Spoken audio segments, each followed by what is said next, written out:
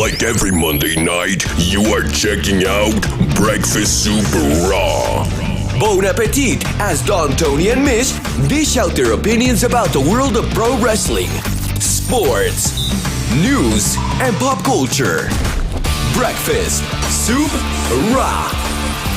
And now, your host, Mish and Don Tony.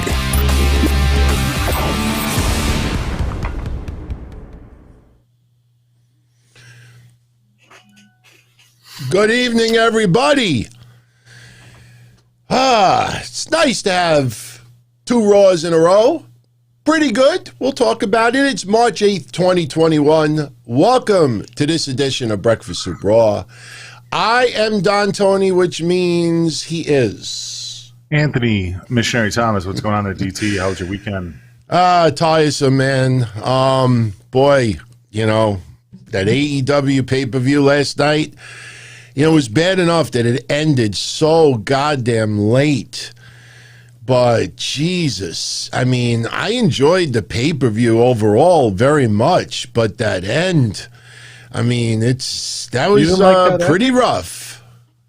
Oh, I thought you kind of liked that ending, no? No, I crapped on the ending a few times last night, saying that, you know, there was like Gilbert sparklers and Kane had better pyro, but I think, you know, like I said last night, I honestly thought that there was some technical issues that maybe they had, and they just ran out of time because that's what they planned. Yeah, or that was the plan. You know that, right? That ending, people are trying to attribute it to a botch or anything like that, but it wasn't a botch. That was actually what they planned from the get-go. That was the correct planning. I honestly think, and a few of you out there said this after the show last night, and I thought it was brilliant. Kenny Omega, and honestly, I own this to Kenny Omega. They should have been prepared for a what if.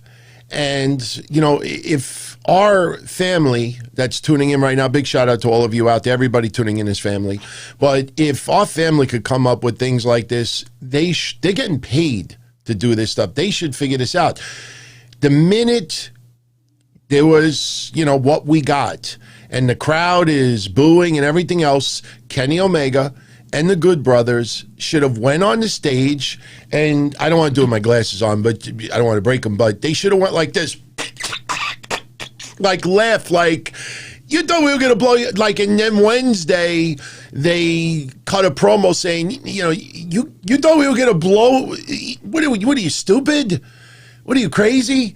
And they should have made it come across that Kenny Omega and the Good Brothers were trolling Moxley and the fans, more like mind games. You know, that's what they should have done, but, you know, they didn't do that, and honestly, that's sloppy. It's sloppy. Yeah, Jason came up with kind of a similar scenario earlier in the night, too. I thought it was a good idea. I mean, everybody coming up with that idea was fantastic. It was a fantastic way to cover what had happened. But I digress. That's what we got.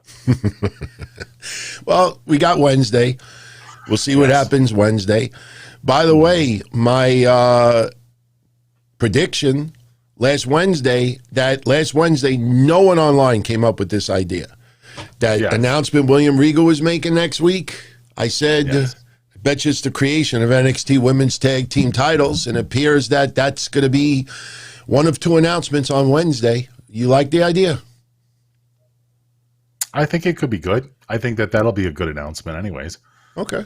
I mean, I don't think I've heard anybody else say that either, DT. Yeah. So I think you're standing alone on this one, then. Yeah. Oh, I like standing alone. But look, tonight we're going to talk about pretty much three things. We're going to talk about Raw. Yes. Give everybody an update regarding WrestleMania tickets, which go on sale next Tuesday. Correct. And we're also going to talk about a few things going on with Peacock and the WWE Network. We'll dispel a little bit of concerns out there from people that I just don't know if they're legitimately concerned or just really stupid. You know, and again, it's not even everybody tuning in now. It's just I read online and I see the reactions and I see stuff that I honestly think people are just trying to carry a conversation about something that really doesn't need to be, talked about in some of these ways. We'll get into that later. But before we go any further, big shout out to Cleric of Chaos. Yes, it is nighttime, so nothing better than nighttime for us is to have a little bit of breakfast soup. So I hope everybody's enjoying it. And shout out to our international friends who are tuning in live right now. I know that they'll speak up now on the chat room, let everybody know where they're tuning in from. I honestly, there's nothing, not even porn, gets me up at like 3, 4, or 5 in the morning to like watch it and then go back to bed. There's nothing. There's absolutely nothing. And SoFly, day 2 of the vaccine, yeah, I kicked your ass. Told you. But the headache and the chills, that means your body is doing what it's supposed to. It's sensing something foreign, and SoFly's body right now is like, the fuck is inside me? I got to do something about this. And it starts creating antibodies that it never created before, and your body's reacted to it. By tomorrow, you should be much better, and definitely update me. You don't have to super chat that, by the way. And Connor, 2 of his favorites are at it again. What show is that? Are you just rubbing it in our face? No, I'm only kidding. Much love, brother. Much love. Hope everything is well with you. And, thank you for all of your support. Seriously, this was tough to get off the ground and to maintain it. And I truly think that we are, last week, I think, was the beginning of taking it to the next level. There's a lot of levels to go. But, we're having fun, and hopefully all of you are having fun along the way. And Philip Maffey, he's definitely going to WrestleMania this year, and he might even go to both nights, depending on how expensive the tickets are. Mish, would you like to get into the WrestleMania ticket prices now? Get it out of the way? Yeah, we can go for that. That's all right. Fine. WWE issued a very brief press release to the business world and talks about Mania weekend, talks about prices and everything else. I'm going to read it to you. It's very, very quick. And this will tell you pretty much what you're looking at here. WWE announced today that a limited number of tickets for its 2-night pop culture extravaganza WrestleMania presented by Snickers will go on sale next Tuesday, March 16th at 10 a.m. Now, if anybody out there wants to sign up to be part of the pre-sale, you go to WrestleMania.com/presale. Do it now. Do it after the show. Sign up for that because you'll get an opportunity to possibly buy tickets early. Now, WrestleMania will be taking place live Saturday, April 10th and Sunday, April 11th at Raymond James Stadium in Tampa Bay and stream live exclusively on Peacock in the United States and the WWE Network everywhere else outside the United States. And ticket prices for WrestleMania range from $35 to $2,500, can be bought at Ticketmaster, and they are going to offer some combo deals, which means that $2,500 is for one night. So, that's a lot. And if they let you sit, not really. Not if it's the one that includes the airfare and the hotel and then the meal and then the meet and greet, right? Well, it says ticket prices. Doesn't say anything about lodging or airfare or anything else. It just says ticket prices. Not even the package deal for $2,500. Yeah, and honestly, Mish, that's gross. Yeah, that's gross. Here's the thing to me.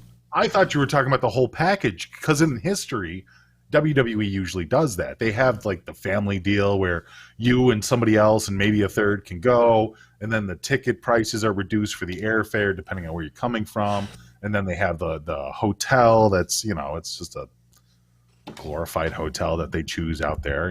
It's just, wow, $2,500 just to fucking show up. Here's the thing. That's rough. I'll tell you the truth. Dude, Super Bowl tickets weren't even that high, were they? Yeah. I mean, it depends on the year, but there's been some years where the ticket prices were just gross as far as how much they were.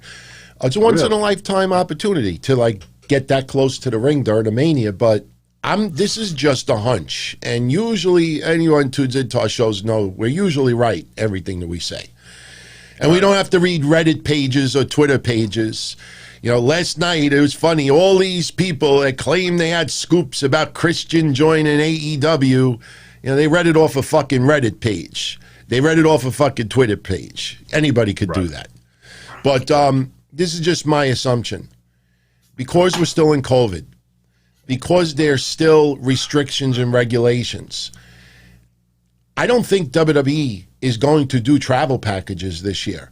I think because every airline is treating this differently, because hotels may not want to go to a certain capacity, I think it's pretty much you're on your own.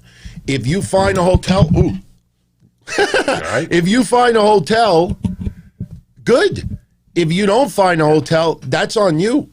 I personally think that they don't have agreements with hotels and airlines this year. You know, and you would think because they want to get the business back that this would probably be the great opportunity to do so. I just think that they're going to be on their own, everyone out there. I truly believe that. So I think WWE is going to offer ticket prices, ticket sales, and maybe refer a few locations for lodging. But my advice to anyone out there is, you know, because, and I know Florida has eased up a lot of their restrictions, but that still doesn't mean that every business is going to relax theirs as well. It's up to everybody individually. If I were you, I would be more concerned about airfare and lodging, or be just as concerned and get that shit, you know, pretty much ready to go. This way, the minute you confirm your tickets, you go and you get that shit booked, you know, because you might be in a situation where you know, I almost guarantee you will have some people that will have tickets for Mania, and then you'll start seeing people on Twitter and other mediums saying, I can't find anywhere to stay. I don't know where to do. I don't know this. I don't think WWE's offering the travel packages this year. Is Airbnb finally back open? Some of them are. They shut down. Yeah. Okay. Yeah, some of them are. You know, it really depends. I remember when they shut everything down last year when we were all going before everything got canceled. You know, I remember I had an Airbnb package, but everything got shut down. And I wasn't sure if it reopened up down there or not. So, yeah. Joey! He's not there right now. Anthony Diaz wants us to call Joey 912. What do I call? 1-800-MIDGET? I don't have Joey 924's number anymore. If he's out on social media, if any of you out there do converse with him still, please send him my regards. And I mean that 100% sincerely. I don't hate the man.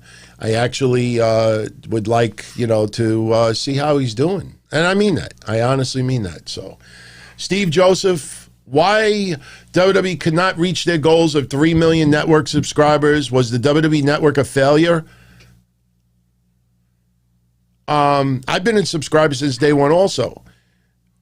I'll let Mish take this, but I want to say one thing first. How is it a failure? I mean, I don't understand. This company is regularly failing upwards. They've just made billion-dollar deals with another app, with another agency. They've made new deals across the pond. Like, I don't know. I think, if anything, the WWE Network is a success story because now they're getting paid $1 billion to shill it to somebody else. I mean, you're right. Shit. Shit. How is that a failure story? Because they didn't do it on their own? Maybe. I understand what he's maybe implying, that, well, WWE couldn't get that many people to subscribe to the network on their own. But ultimately, they sold it to somebody else. Somebody else is footing the server bill. Somebody else is footing all the bill to create new content. Somebody else is transferring all that stuff on their dime, not on WWE's dime. WWE almost has nothing to do with it anymore in the States on their side because it's all being done by NBC. And they're getting paid for it. They're literally getting paid for somebody else to work for them. I don't know how that's a failure story, man. It's not a failure. They got $1 billion deal out of it. They made a lot of money. You know, look, I mean, WWE Network, they can't get 3 million subscribers. What does that mean? I mean, Right. $1 billion. That's what it comes down If to. that was their bread and butter, DT, I'd be like, yeah, no, they totally screwed the pooch on it's it wasn't. definitely an another, awesome yeah. deal. Yeah. Yeah, Speaking no, of awesome, Presale. Breakfast soup last week was awesome. Love whenever we two converse, especially that cancel culture topic. Yeah, tomorrow we will pick up from that topic. We got a lot of feedback on Patreon. That was pretty awesome. I didn't actually look into that because it was such a controversial topic, and me and you come from different sides of the tracks per se, and I mean, I figured more people would be kind of down on my aspect of a lot of these things, but I'm glad that people enjoyed it enough, so thank you different for that. perspectives. I appreciate that. Crazy Cruiserweight wanted me to make that episode available to everyone out there. And then I listened to the first 5 minutes, and it's a story about an ex accusing me of having a penis that smelled like cheese. I said, no, I'm not going to make that available for everybody out there. But you just brought it up on the fucking show. I don't even know where that came from. I have no idea, man. That was crazy. But Jay Carlos saw WWF No Way Out 2001. Couldn't avoid wondering if wrestling will ever be that popular again. I don't think so. Wrestling effects is reflective of society. We talked about this so many times in the past. You look at the mid-90s and the surge of ultimate fighting, and it was bare knuckles, and it's banned, and you had Girls Gone Wild and Jerry Springer and all this crazy shit going on. Politically incorrect, Beavis and Butthead, South Park. You could go on and on and on. Right. Wrestling in 2001, unfortunately, once 9/11 hit, things changed dramatically.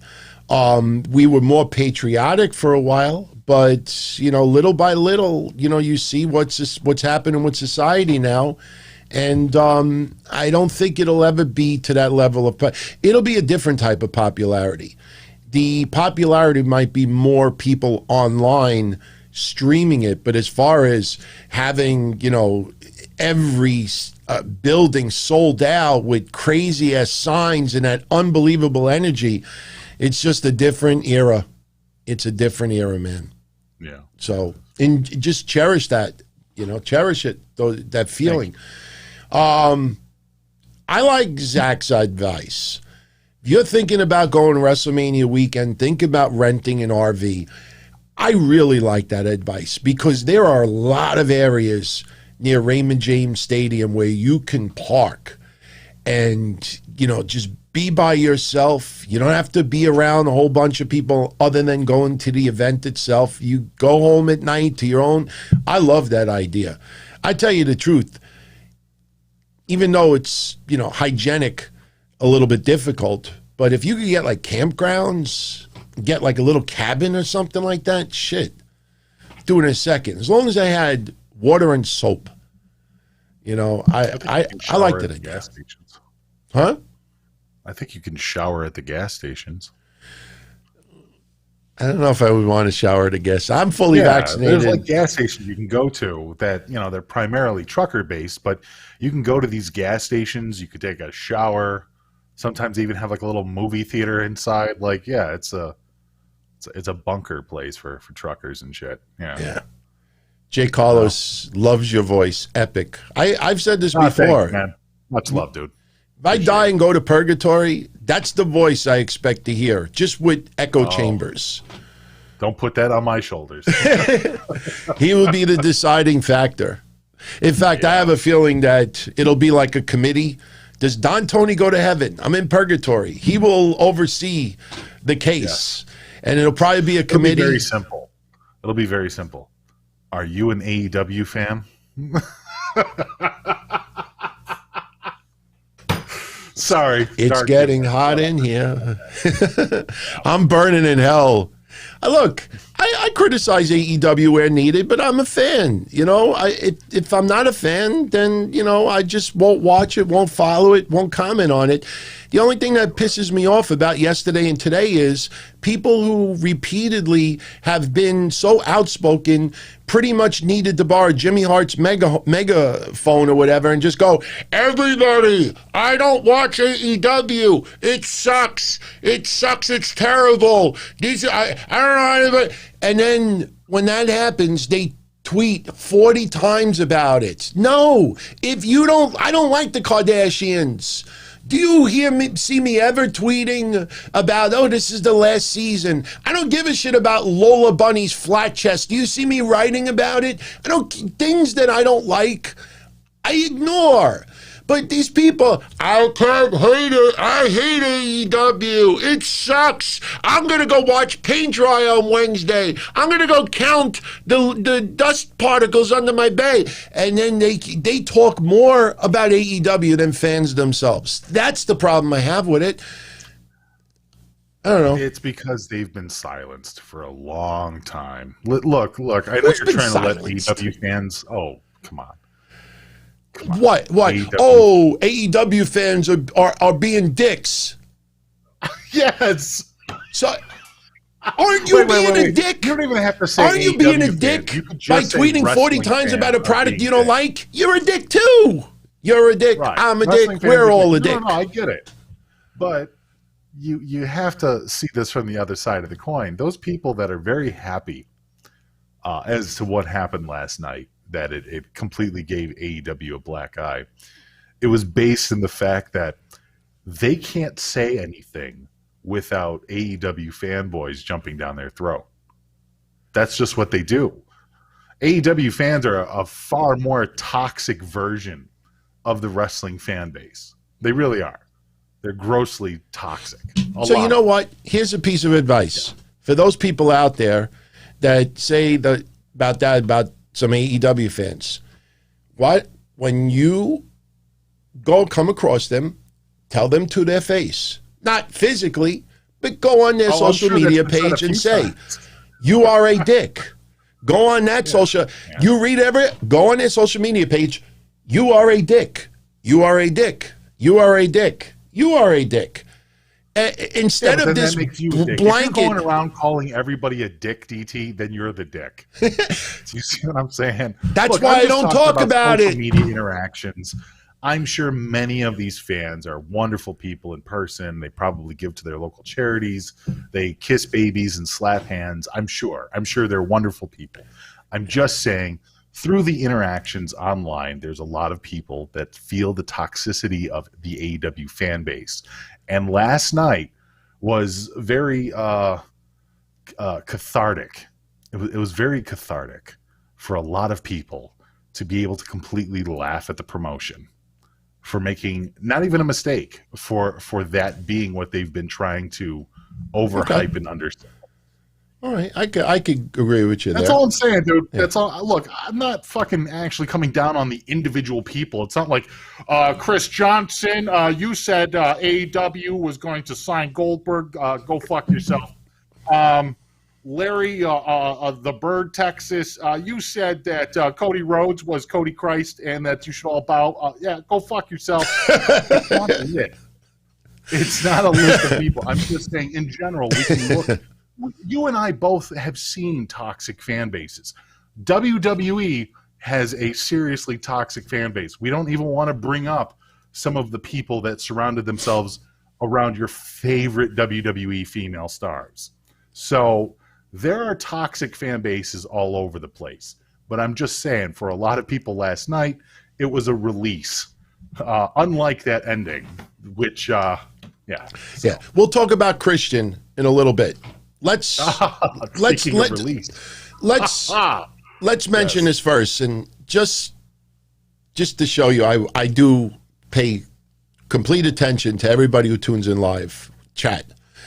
Lone Wolf, DM me your choice of any shirt you want, because you son of a bitch, you stole not intentionally, what I wanted to say tonight. I wanted to open up with it tonight. It is a compliment, but I should have put them side by side. But last night, because today we were supposed to have this almighty celebration for Bobby Lashley's championship win. They advertised it all week, an almighty celebration. So me trying to improve the banners, get more attention on YouTube without clickbait. I don't clickbait. I made this yesterday. And I'm looking at it. I said, there's something about that that's really catching my attention. Not just the text, not just the Donvis and Mishhead or Mishvis and Donhead in the corner. But Lone Wolf said this before we went live. Anybody out there feel like Lashley kind of looks like Zeus? You put them side by side, even the way that Lashley has one eye partly closed and the other one, all he's got to do is get the Shawn Michaels lazy eye. He's got the same type of black pants with the belt, posing the same way, with the mouth open, the same grimace. I invite anybody out there, seriously, go out there and look at Zeus and look at Bobby Lashley. To me, they look, it's unbelievable. Choose your next words carefully, DT. Choose them carefully. Oh, it's not. Look, man, if somebody's going to say, well, because they're both black, yeah. I'm not going to compare him to Max Muscle. Come on. Parker Bordeaux. They compare him to Brock Lesnar. Why? Because Parker Bordeaux and Brock are white? Shut up. It's not a racist thing.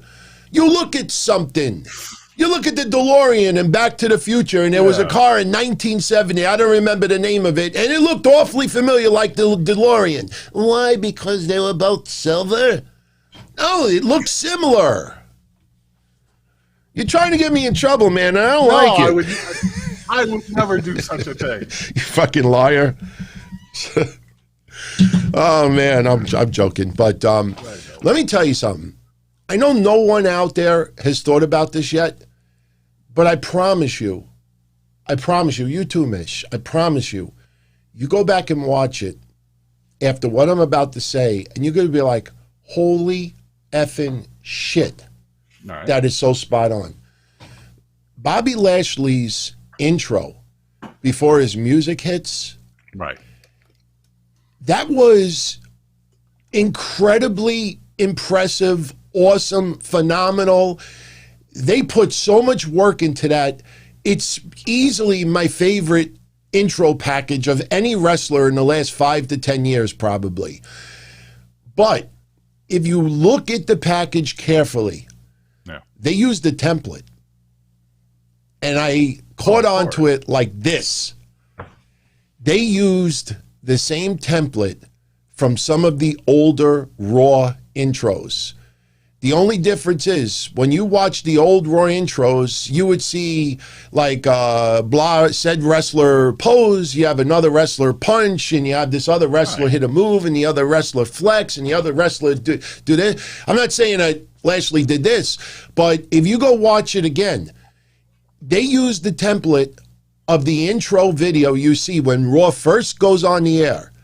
Yeah. But instead, every person featured is Lashley.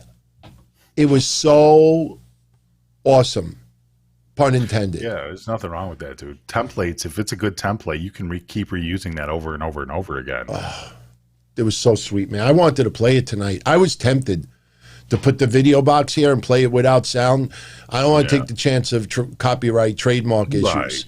You know, I mean, I could ex WWE next week. We could put it on, get a little permission, but man, that opening, they put so much work into that.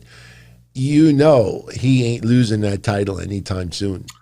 Right. And he's a good fit for it, too. He's not just this variant of Bobby is a good champion. He's a savage champion.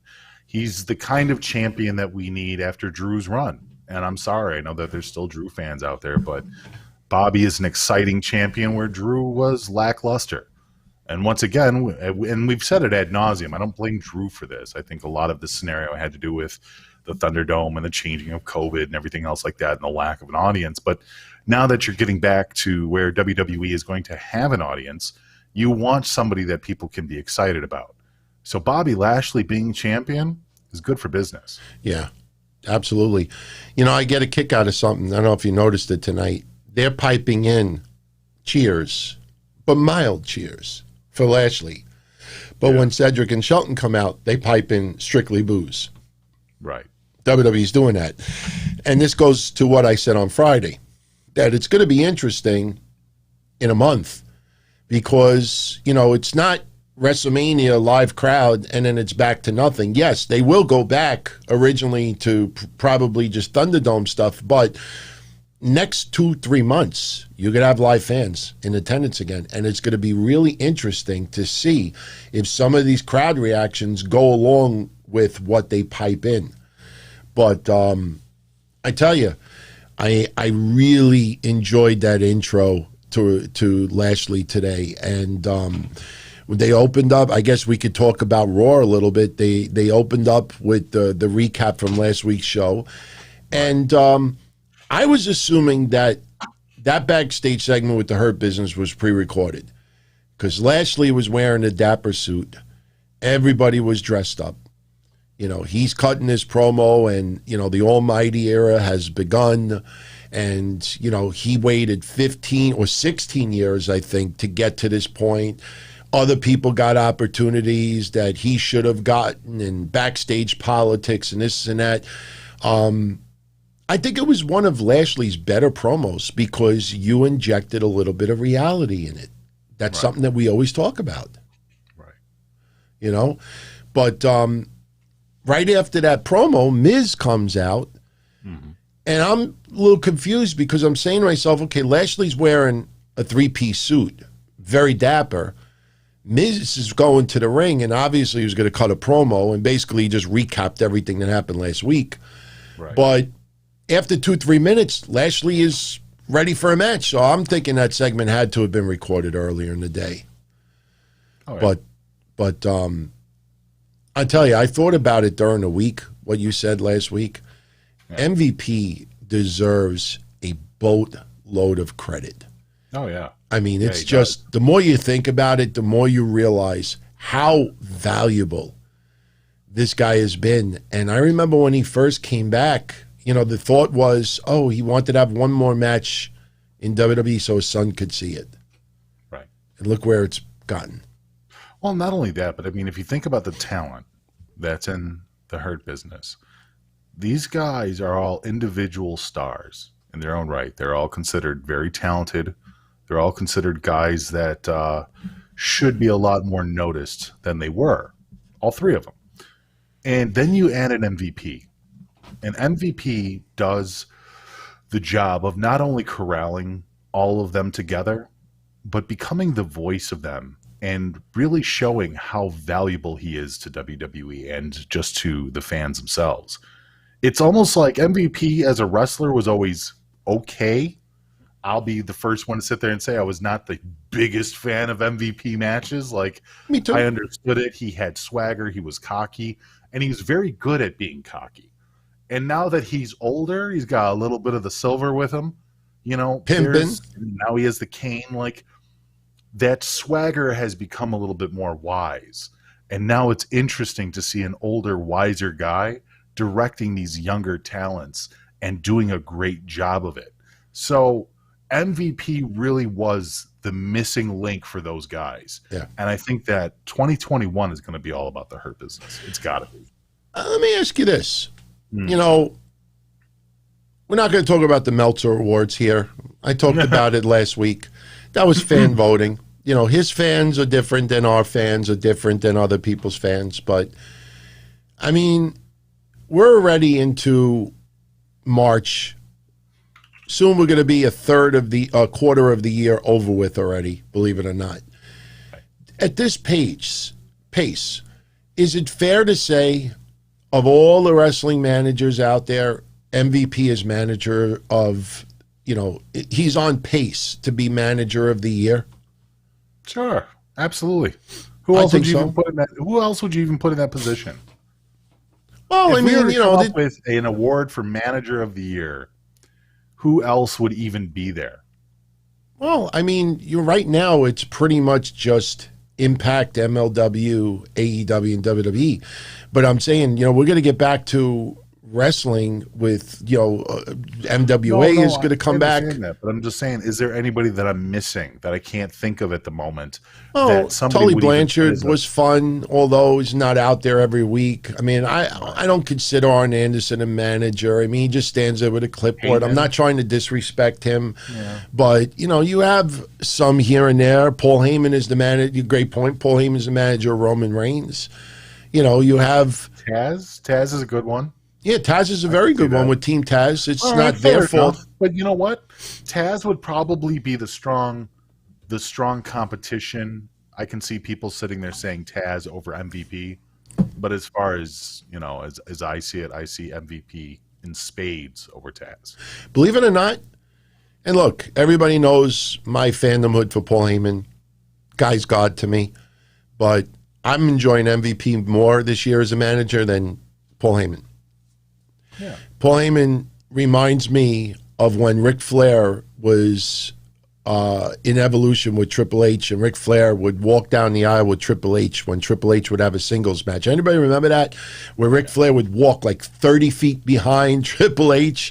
Like, it's just like Paul Heyman feels like he's just complimenting. And I don't mean complimenting like, hey, you smell nice today. I mean, like, he's a compliment to Roman Reigns. Roman Reigns is the clear focus. Paul Heyman is like this side. You know what I mean? It's, maybe, and that's WWE how they want it to be.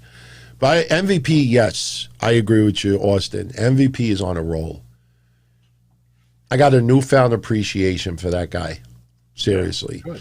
So, Miz hits the ring. And, look, again, you add a little reality to it, makes the promos that much more effective. But he's talking about how he don't get injured, that he's reliable, and, trying to play into, like, they never get injured. So when I complain that there's something wrong with me, it's got to be true. And he says that, he had the stomach pains last week or whatever. And, he gets the rematch opportunity today. And Lashley comes out to that incredible entrance, which is freaking awesome. I mean, honestly, I almost feel like they should have debuted that at WrestleMania. That package would have been awesome to debut at Mania, but they probably have something huge in store for that guy. But Lashley comes out. We're wondering, are we going to get any interference? Anywhere's from Drew, who was watching on the monitor in the back. Some people thought, hey, maybe Brock makes an appearance. It's a little too far away from WrestleMania if that's going to happen. But they have a match pretty quick. Clean. Lashley beats him with the Hurt Lock once again. Miz taps out. But I'm just a little... people are underselling on the Miz. I thought the Miz promo tonight was really good. I loved it. And like you said, the realism that he brings out there in the middle of his promos actually adds stock to his character. Recognizing and admitting that he ran out of the ring. And he's like, yeah, I did it. I had to. Yeah. It's weird because it's like he's doing the heel bit. He's acting like the chicken shit heel, but he's aware of it. It's almost like a next level chicken shit heel. It's like, you know what I mean? Like the cowardly heels are always afraid and it's like, oh, they always get caught in the trap. But Miz is aware of the trap. And it's almost more interesting for him as a character. It almost helps build more details to his character than a lot of the guys on the roster can't even do. Yeah. I mean, I know we're going to get to the Braun Shane stuff soon, but yeah, I don't know who was thinking about that. Not the same people that were listening to the Miz promo earlier in the night. And once God. again, Jomo, just to throw this out here, and I know people overlook the guy. Jomo is literally the crutch. Not the crutch. That's a bad word. Sorry. Jomo is the support for Miz. I don't think, and I know for a fact that Miz doesn't cut these kind of promos comfortably when it's just him by himself out there. When Miz delivers these realistic, hard-hitting promos, it's his wife out there, it's Jomo out there, it was Damian Sandow out there, it was him there against Daniel Bryan and talking smack. Like these amazing promos that he cuts, he's always comfortable with actual friends and family. Yeah. So even though everybody's like, well, what the fuck is Jomo doing there? Jomo isn't doing shit. Jomo is doing exactly what the Miz needs him to do. He's like Linus's blanket a little bit in the promo area. Right. Yeah, that's fine. That's his boy. He trusts him. You know what I mean? Like in real life, they're actual friends. You know, this isn't just like, oh, only on TV. You know, like, so good for him. Good for Miz being able to emote with his friends there. And it gives John Morrison a job. So fuck. It's a win-win. Before we talk about Shane and Braun, Drew McIntyre, you know, I tell you, home run again in the promo department. Drew McIntyre, a lot of passion, bringing up, I beat Brock Lesnar, I beat this person, you beat the Miz. I always sound like some angry Jew when I talk like that, but he's basically saying, look, I beat all these people and I had this run, and he's kind of calling Lashley a little bit of a coward, like you beat the Miz, like he feels he's the worthy opponent. We don't know what's going to happen, obviously, for Fastlane, but you know, Drew cutting this really passionate promo, and to derail Drew McIntyre wanting to be focused on only Bobby Lashley in that championship, here comes Sheamus. And, you know, look, the first 90 minutes of Raw tonight, the first half of Raw, look at the time, first 90 minutes of Raw tonight, you could have called it March 1st, Part 2. Yeah, no, that's really what it was. The sequel. It was literally everything Miz, everything Lashley, everything Drew, everything Sheamus. That's it. But I remembered quickly last week how we freaking loved that brawl with Drew and Sheamus, a match that we're going to remember. And so they're brawling in the back, and Sheamus is like, you know, I'm going to ruin you, and I'm not going to stop, and this and that, and he's talking 20 years. No. Sheamus said, I've been in your shadow. Oh, yeah, he wants to be out of his shadow. The reason I failed is because I've been in Drew's shadow for 20 years. So it's not true. Yeah. Sheamus had a coming to light moment where he realized he was the Marty Jannetty. He's not the Marty Jannetty, though. The crap out of Drew because he realized he's Marty Jannetty. But he's not Marty Jannetty. Sheamus, I think, overall may have had a better overall WWE career than Drew McIntyre, although the last year Drew McIntyre's... Huh? In Sheamus's mind, he thinks he's Marty Jannetty. Oh, sure. Yeah. You know, I always feel like inferior in a lot of ways. I mean, that's why, you know, that stuff I play on Thursdays, or the old wrestling stuff that I was doing in the indies, I'm only showing it now because you have that complex that you just don't feel you're good enough. But, you know, this sets up a no DQ match with them later on in the night. So we'll get back to them. But by the way, did you see that they're teasing online Lesnar versus Lashley? Like some blue check marks are actually tweeting it. And I don't know whose tweet it was, but Undertaker responded on Twitter, which you never see. And all he wrote was $signs, $signs. Right. He wants to see Lashley and Lesnar go at it. I'm telling you, I'm still going with Lashley, Lesnar, McIntyre. I think that's still going to happen. So, another hype for Rhea Ripley. She is going to debut either next week or the week after. I think we talked about that already. I thought she was going to debut at Fastlane on the Peacock. Yeah, so that's 2 weeks. Yeah. 2 weeks. So, let's talk about R-Truth, Braun Strowman, Adam Pearce, and Shane McMahon. Let's just get it all out of the way now. By the way, much love. Big shout out to everybody who's tuning in live. Couple of your super chats, we will get into them right after we talk about Braun and Shane. And everybody, if you're enjoying the show, hit that like button. You know, what was that tonight? Shane basically making Braun Strowman look like a dope. Big body, little brain. That's It's what Roddy Piper used to say. For people that don't know, the whole premise tonight is Braun wants an apology from Shane McMahon. R-Truth approaches Braun in the back, and Truth says that Bugs Bunny has gone to the dark side and joined the Monstars, and he needed his own Monstar so he could get his baby back. It just fell flat. It fell flat. By the way, Bad Bunny was flat because as much as I love Braun is not a guy who can sell jokes. Yeah, you know what that reminded me of? It reminded me of when they put the wig on Goldberg. Like he put the wig on and then threw it down, and it's like, I don't think he should be that kind of comedy. Doing a back and forth skip with R-Truth. Braun should have just destroyed R-Truth. Yeah, but that wouldn't have been funny either. I mean, that would have been funny for the sake of what he does and what he says. And if it was anybody else in that position, I think it would have been even funnier. But Braun kept interrupting his taglines, or his jokes, what? What? Like, I don't know. I don't know what they're doing with Braun. I don't know. What like a dumb hillbilly.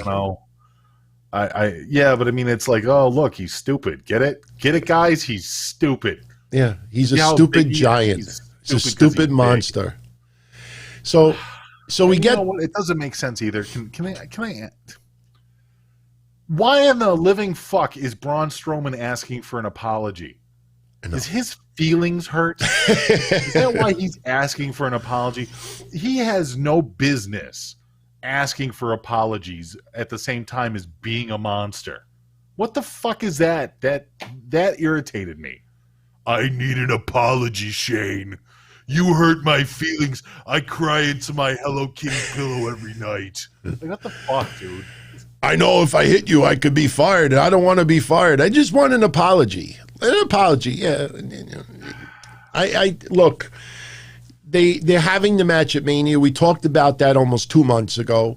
So now, the gears are in play. The problem is they're trying so hard to get from this to the announcement that they're going to have a match at Mania. And you go back and you look at it, like, man, that was one of the weakest starting points to lead to this. And basically what it's turned into is Shane McMahon is having fun with Braun Strowman. And Braun Strowman, Shane McMahon thinks that he's an idiot. He's a dummy. He's stupid. But don't you get the idea? Okay, let me throw this out here before you get too far into this point. But I did catch something. Is Braun Strowman supposed to be the internet?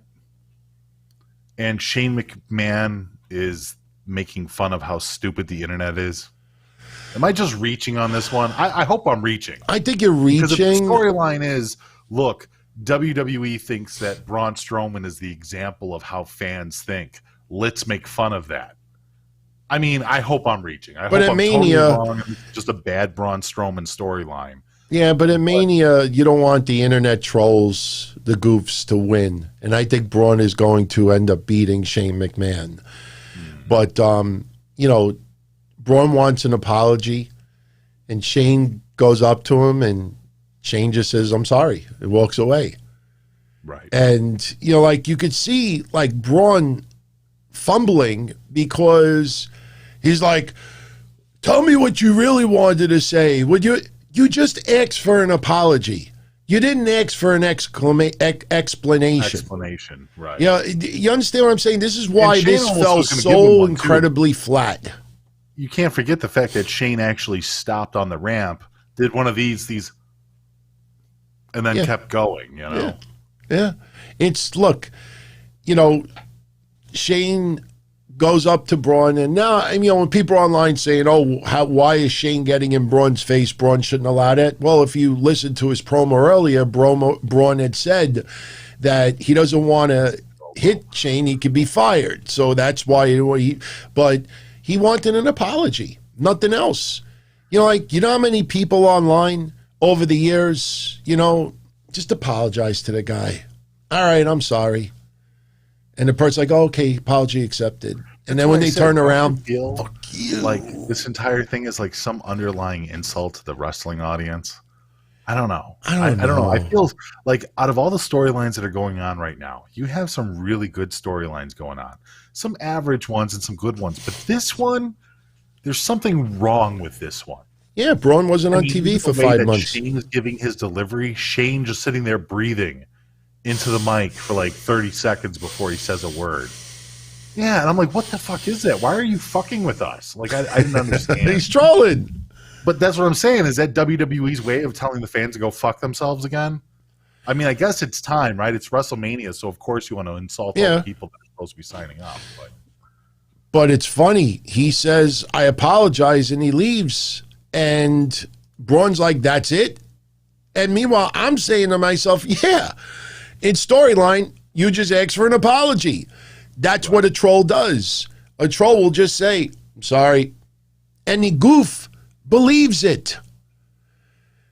That's what you do when you troll. You troll someone, you hurt somebody's feelings. And like, look, just apologize to him. All right, blah, blah, blah, blah. I'm sorry. Oh, all right, cool. And they turn around and you didn't mean it. That's basically the thing with Shane McMahon. And Braun's like, that's it. Tell me what you really want. And like you said, Shane, and he leaves. But then it got worse because Adam Pearce, with this forced, creatively written, Shane, did you really want to, is there something else you really wanted to say? And Shane's like, you know what, let me go back to the ring. And basically, Shane is doing kind of like when Shawn Michaels, if you remember the storyline with the Montreal Screwjob. Remember early on when Shawn Michaels and Bret Hart were doing that little storyline on TV, and Shawn Michaels was like, look, we got to really intensify this story. I'm not saying it was done deliberately, but this is what it felt like. Shawn Michaels was intensifying the storyline, getting a little personal to give that aspect of heat to it. Then he throws the Sunny Days remark out there and a few other things, so maybe Shawn Michaels deep down inside was really intentionally getting personal and using the storyline as a reason to be an extra prick about it. That's kind of how I felt tonight. Shane McMahon is basically saying to Braun, I don't think you're stupid. Stupid, I don't like that word. At one point, it looked like Shane lost his train of thought. Started saying the same sentences again. But Shane McMahon's like, I don't think you're an idiot. Right. Bulls, and he would talk certain ways, and he's basically saying to Braun, no, that's like Shawn Michaels. No, this is just storyline. No, I don't really mean that. Meanwhile, he's fucking giving it to him. And that's what it was like with Shane tonight. That's the only reason why I liked the second back and forth with Shane and Braun, especially when Shane just walks off. I liked Braun's unscripted reaction when he's walking to the back. He's like, you do that to me on live TV? You say that? Like, that's something you would say in real life, and that's what's been missing in a lot of promos. Like, sometimes when you react, you want to hear someone react the way that you would react in real life. So Braun goes to the back. He's looking for Shane. And Braun sees some car just speed away. And Braun, because he's an idiot, he thinks Shane is automatically in the vehicle. And so Braun, I don't know, walks to the movie theater that happened to be closed if you saw it. And then Shane shows up, and Shane's like this, goof. Yeah. So basically it showed, you know what it reminded me of? It's almost like Roadrunner Wild E. Coyote, where Wild E. Coyote wants to set up traps for the Roadrunner, but in the end, the Roadrunner picks up on it. So the Roadrunner sets his own trap, and Wild E. Coyote falls for it, and the plume of smoke. Tonight, Shane McMahon kind of was the Roadrunner. He basically made Wild E. Coyote look like an idiot. Yeah. I don't know, man. I don't know. I agree. We need Braun to be flipping over shit again. He should be flipping over stuff. But then again, it makes the storyline even more stupid. if he's going to say, I'm not going to hit Shane, I'll be fired, wouldn't he say, I'm not going to flip the production truck, I'll be fired? Why does he care? He's supposed to be a stupid monster anyways. Oh, I don't know. I know where they were going with this tonight, but in the end, it kind of fell flat for me. It fell flat for me. They're trying to make these pieces fall into place. What's going to end up happening is... I think the match will be good, though. Look, let me be fair about this. I think that the storyline sucks, but I think the match will be good because, you know, Shane is going to fall off of something really, really big in order to cripple down Braun. You know what I mean? Shane is going to be doing some spots. Some spots when they fucking finally fight. So I'm looking forward to that. And also kudos to Shane's neck for becoming twice the size that it was just this time last year. I think his neck is doing a real good job of working out in the gym. It looks great. It's almost like a tree trunk and then like a tiny head. So he's definitely getting ready to get back in that ring. And I think up against Braun Strowman, I think the match will be fine. I think we'll have some good highlights out of it. But keep the storyline yourself. Yeah. The storyline should just be, you're an idiot. You call me an idiot, I'll beat the shit out of you at WrestleMania. Right. That's it. Jordan, I'll do it for you once. Like that old cartoon. Which way did he go, George? Which way did he go? Which way did he go, George? Which way? That's what it kind of looked like with Braun in the back tonight. It did. It did. A yak. So let's talk a couple of super chats. If you all don't right. mind. Shout out to Mr. Stony Loney. Loves the show. Keep doing what you're doing. But can I tell his girlfriend, Michaela, Andrew loves her. She's mad at him. And she's watching right now. I'm not kidding when I say this. Stony Loney is one of our biggest supporters out there. Genuinely, I don't know him personally, but communicating with him online, good guy, you know, never rubs anybody the wrong way. So if you two are having a little bit of an issue right now, it's got to be your fault. Seriously, because I just can't picture Stony Loney like saying or do anything stupid. So, Michaela, you know, I think you should apologize to Stony Loney. Seriously, you should call him up right now and say, look, I was kind of acting like Braun Strowman tonight, a little bit of a dope, and I'm only kidding. Look, for whatever reason you two are arguing, it's not worth it. It's not worth it.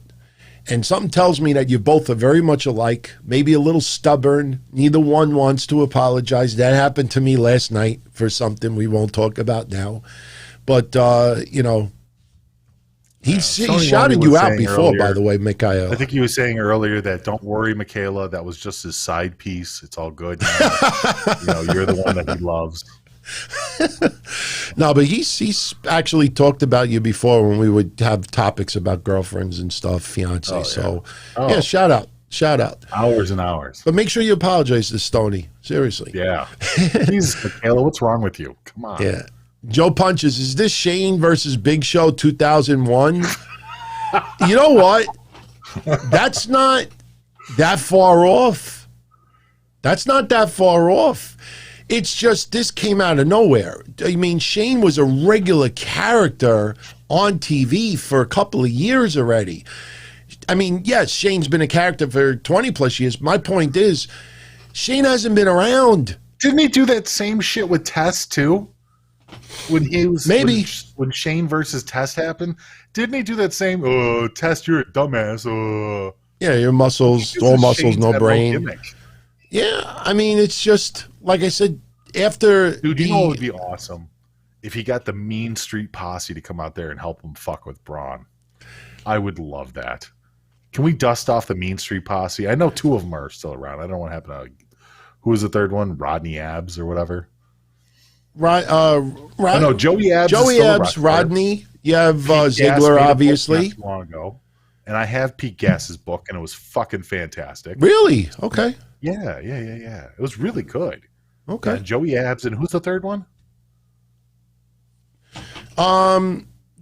We have Mikey, Nikki.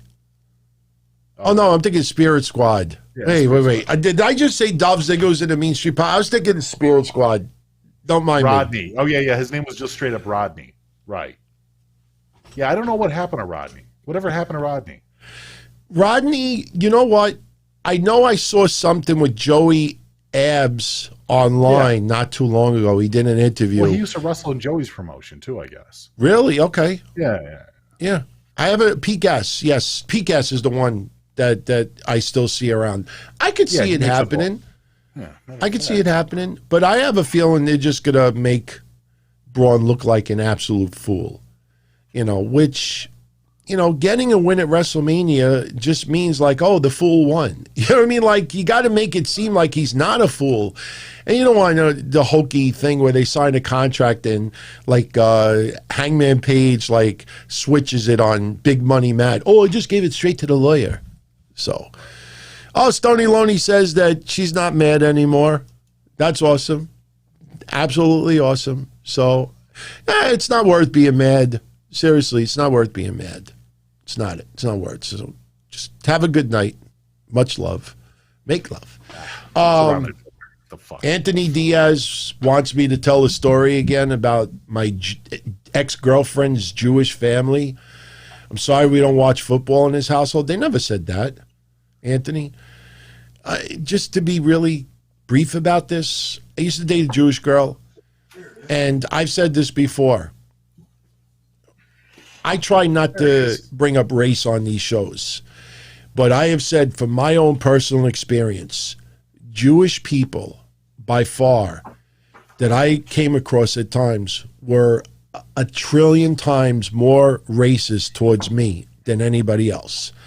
Some of it I understood why, because I was the first person to work in a certain Jewish delicatessen in my neighborhood, 30 years ago. When I would help customers, they would actually say, can I have Ben help me? And at first I thought, he's probably done her cold cuts and stuff for years and she just likes him more. I found out quickly is they didn't want an Italian handling their stuff. Then I met this Jewish girl and I was dating her for a little while and it was Thanksgiving. It was either Thanksgiving 1992 or 3 or 4, I don't remember, but I know the Dallas Cowboys were playing on a Thursday. And I went over the family's house, never met them before, and as soon as I walk in, sorry, we don't have some of that lasagna, whatever you call it, and they were doing Prince Spaghetti Day and making all these Italian jokes about me, and I laughed it off. And when I left, she's like, I am so sorry. And you have no idea. I mean, look, it's not a big deal. I got laid still, but, in my lifetime of coming across people who have racial overtones, Jewish people were the worst towards me back in the day. I haven't experienced any compared to what I see on TV and stuff like that. But still, it was just, man, they freaking despised the fact that I was Italian. Oh, my God, you have no idea. Jay Carlos thought last week's breakfast soup was epic. And, yes, we are going to continue the conversation tomorrow. Absolutely, absolutely, without a doubt. And much love, Jay Carlos. Tune in tomorrow night. If you're around live, tune in tomorrow night because we're going to have a banger. Telling you can feel it coming. It's going to be a banger. So, but much love, my friend. Thank you. Crazy Cruiserweight. He saw a fire in Drew's promo the first hour of the show. This is what he should have been doing before COVID happened. Sheamus less joking is good because the heels Sheamus does better. Absolutely. I don't know why anybody would have complained that these two guys continued their feud a week later. If it's fire and we're enjoying it, that's all that matters. They killed it last week. And I don't know if anybody noticed this tonight. I don't know if you noticed it too. I think WWE is now in real time monitoring social media's reaction to certain things. Because tonight, the internet was abuzz about Lashley's intro. How many times in your wrestling fan lifetime did you ever see WWE repeat someone's Titantron as a highlight from earlier in the night? I can't remember the last time unless the person had a match later and that's why they play. I truly believe that they saw how much attention this was getting online and they played that part of it again. Seriously. Sure. Yeah. So Sheamus and Drew McIntyre, and we could get into that now. That match tonight, it was no DQ. Yes, the end result was goofy because it ended up with no winner. But they beat the shit out of each other. Again. I mean, at one point, Sheamus threw the fucking folding chair and nailed Drew in the head, which I'm sure WWE brass was not too thrilled about. Oh, I have to make a timestamp with this. I have to bring it up only because I want people to remember this. You never heard it out of our mouths because we always want to be right. My motto since 1997, I don't want to be first, I want to be right. Did you get a chuckle out of all these goofs online that reported last week that WWE banned slapping the leg? Oh, yeah, the thigh slaps. Yeah, I saw that. I counted, I think, 31 slaps tonight. I counted Naomi doing 7 all by herself. Slapjack. I counted 31 and I stopped. Yeah. That's exactly what I say. You know, they see certain things and because Cornette rips this apart and because people make fun of AEW do stuff like this so they just come out of nowhere. Oh, the slap to the leg is banned. Go rewatch Raw tonight and just pay attention to people's hands during their matches. Yeah. Every other minute. I'm not going to start slapping myself. I slapped my chest yesterday and it was beat red, as everybody saw. But once again, bullshit. Bullshit.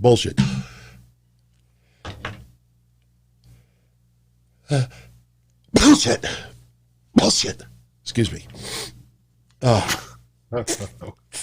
never did that. Remember when Piper used to do that? He used to blow his nose simply by doing a nostril go. I could never do that. I always wanted to. Farmer blow.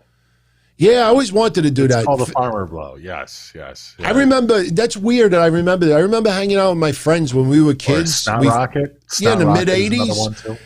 Like one time, I honestly thought I was going to get a bloody nose. I was like forcing it, and nothing was coming out, and I'm just there going. And I felt like something was going to pop. Yes, Darren's right in the chat. It takes practice, DT. You know, I'm not going to practice that. Techniques. You can do it like this, and that's an okay technique. But sometimes you need a thumb. Oh, a thumb in there, and then you just power rock. Don Morocco used to do it. That's right. Magnificent Morocco used to do it. And I didn't forget. We didn't forget Steve. We'll have a little convo about Christian after we talk about Raw. Because after the Raw recap, we really don't have much else tonight. So, Steve, promise you, we'll have a nice little talk about Christian. And I had a lot to say yesterday about it. So man. At one point tonight, Sheamus throws the freaking chair in the head of Drew. Yes. I mean, you had Claymores, bro kicks. What'd you think of this match? Slamming the stairs together. It was fucking great. It was great. It was everything that you expected in a part 2 of this match. Look, I know Drew wants to be part of the title picture, but I don't want him to be. I don't want him to be a part of the title picture. Can we just have him have a rematch against Bobby Lashley and just have him lose so we can go back to Sheamus and Drew? These two guys are killing each other out there, and they're doing a fantastic job. I'm enjoying the hell out of these matches. They're 2 weeks in a row now. Their matches are the highlight of Raw. They really are. Don't get me wrong. I was laughing my balls off with AJ Styles and Randy Orton tonight. I had some good laughs with that. Are you really laughing at a man with a mental problem? Orton is so fucking ham lately. He's great. I'm loving Orton because he's I don't know. The way he delivers his lines with all this mystical stuff is hilarious. And of course, he had to puke up some more black pudding, which was amazing. But no, stealing the show as far as the matches go, Sheamus and Drew out there killing each other has been the highlight. And I mean, I don't know. You can't keep doing this over and over and over again. Don't get me wrong. It's really good now. But at some point, it's going to get tiring. So there's got to be there needs to be a payoff. There needs to be a legit fucking payoff for this. But these two guys have been doing great. Like, who the fuck expected 3 weeks ago that people are going to be praising Sheamus and Drew McIntyre's matches? Well, nobody expected this. This is how I look at it. I don't want Drew to go anywhere near Bobby Lashley before Fastlane. Next week's Raw, believe it or not, is the last Raw before the pay-per-view. Because the pay-per-view, I think, is what, the 21st? So next week is the 15th.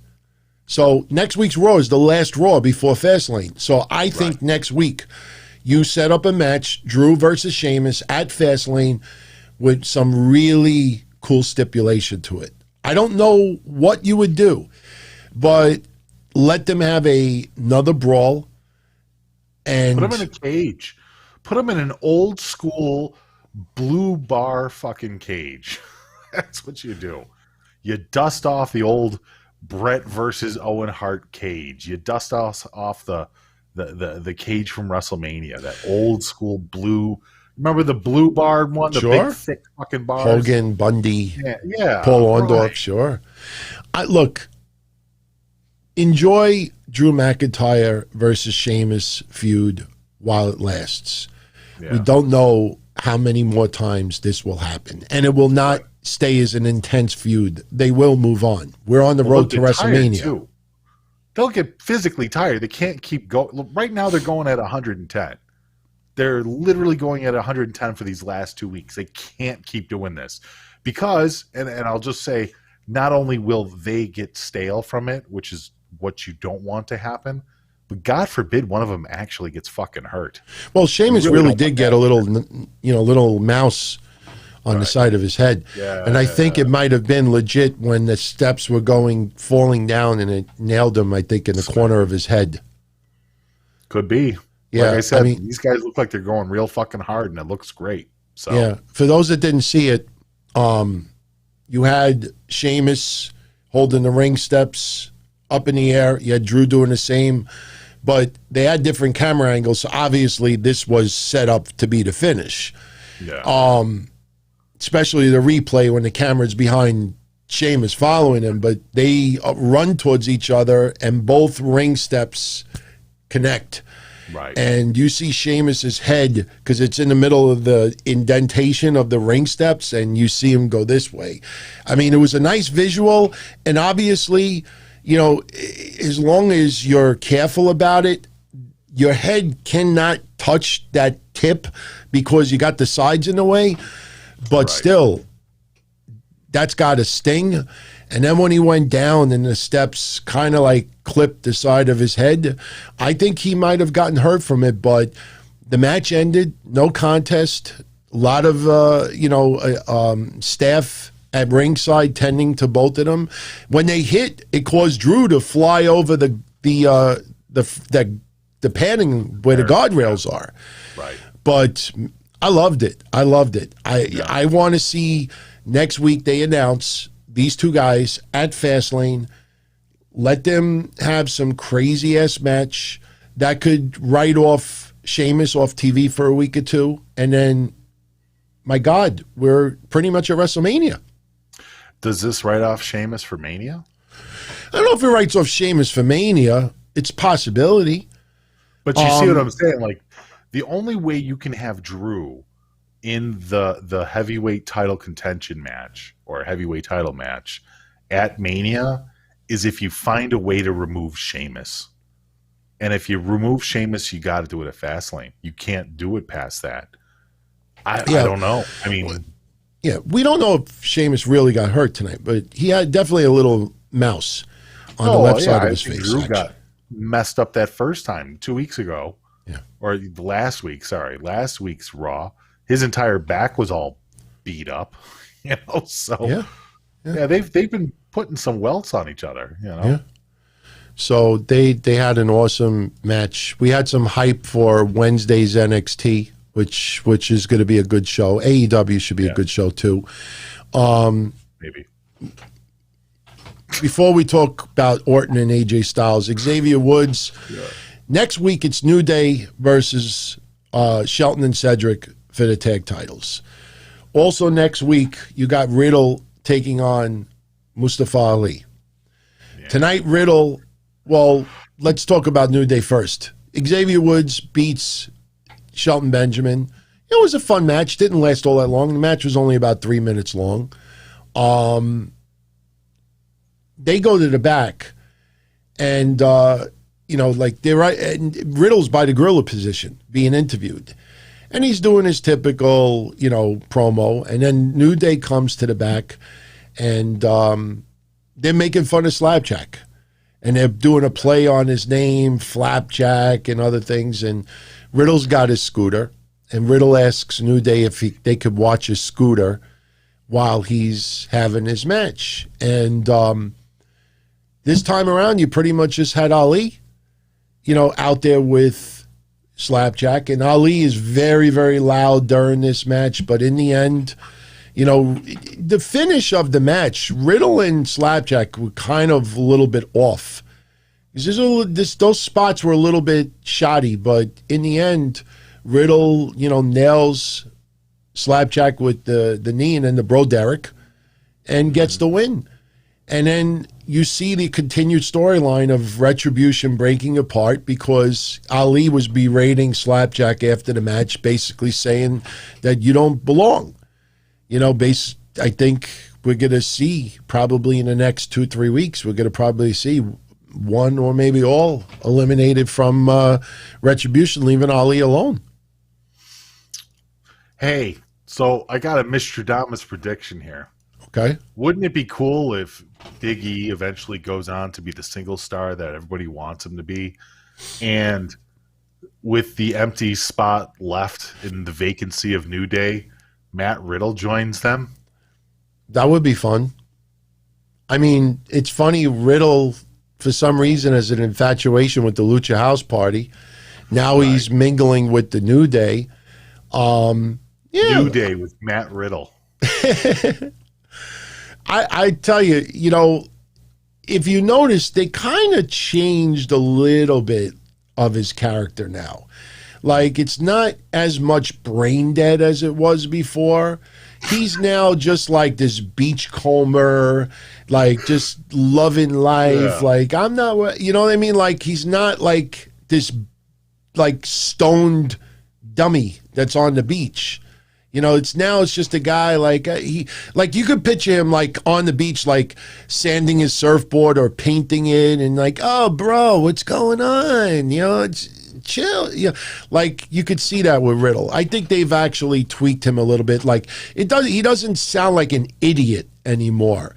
He just sounds like some uber relaxed person. Couple of CBD gummies. Though, right? You can see Riddle and the New Day hanging out, or Xavier Woods and Kofi. I can see that. I can see that being a unique 3-man tag team. And then Big E can go on to do his single star stuff. No problem with it. Come on, everybody. Riddle and New Day. Yeah.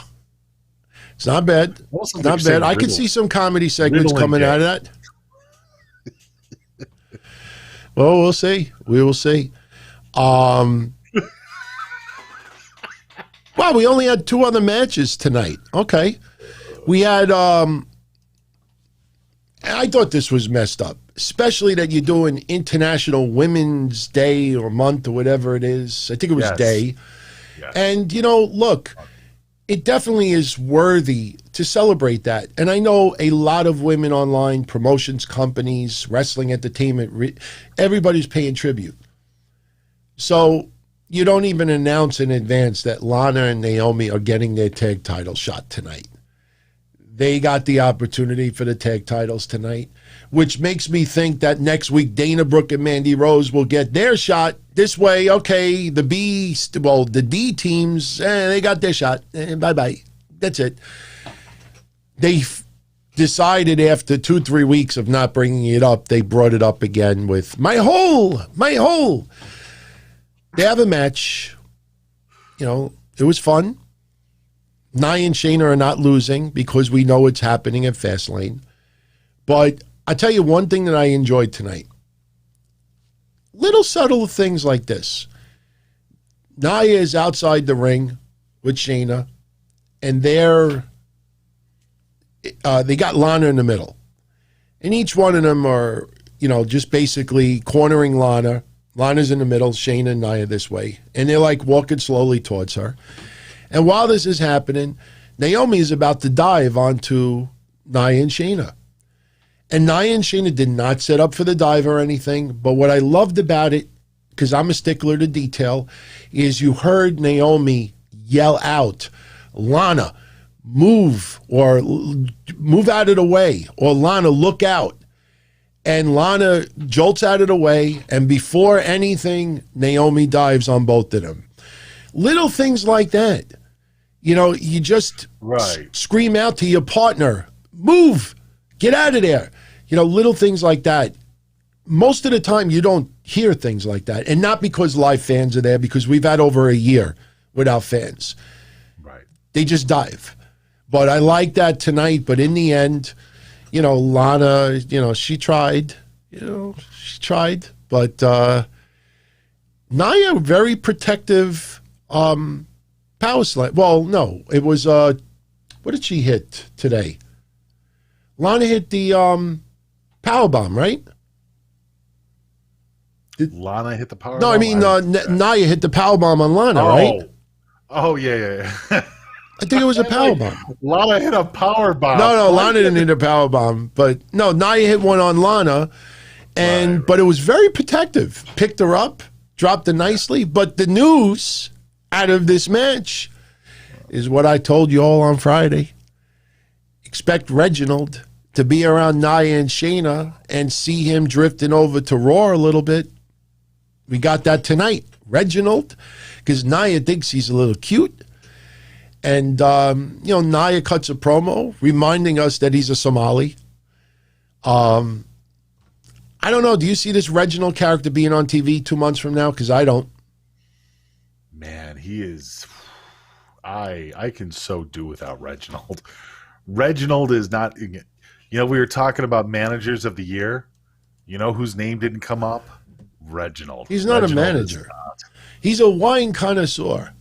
Oh, yeah. Yeah. Johnny Polo was a polo player. I look, Reginald is trying. He's very talented for what he has done in Cirque du Soleil. I think that's how you pronounce it. He's trained quite a bit at the Performance Center, but his whole character is designed that he's not a wrestler.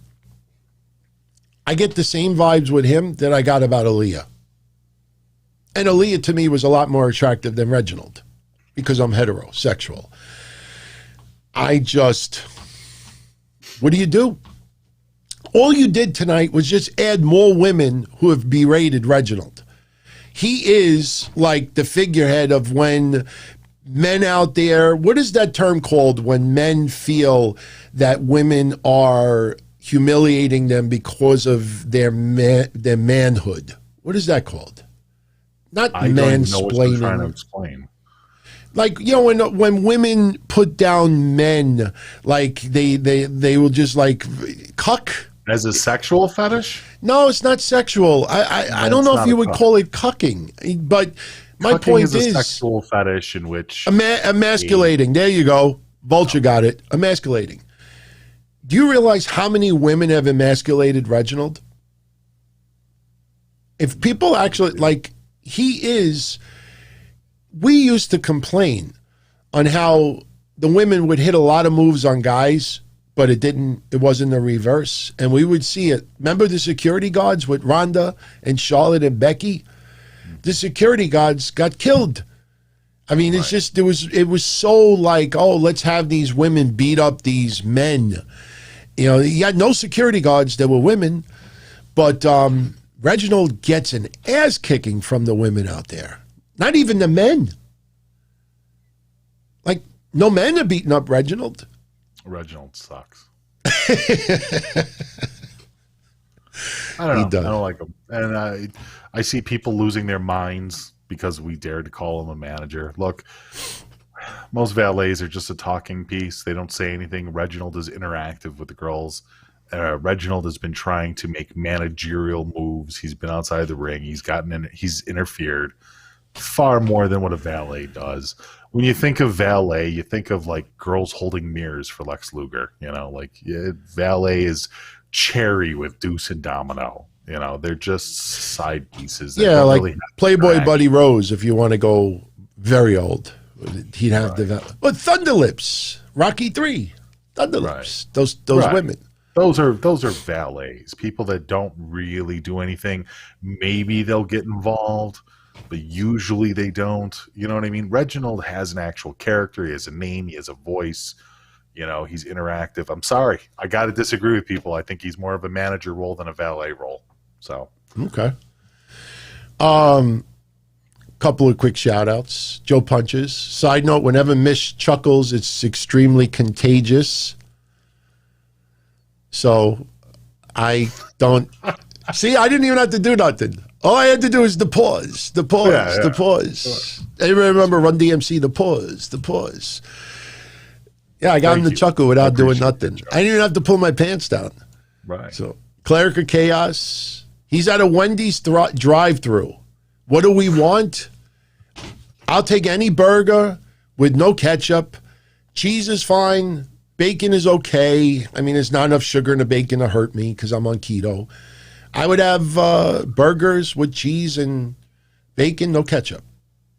What would you have for ordering Wendy's? Right now? Come on, DT. Jesus. Give me a chocolate Frosty. Make sure man, I used to love Frosties.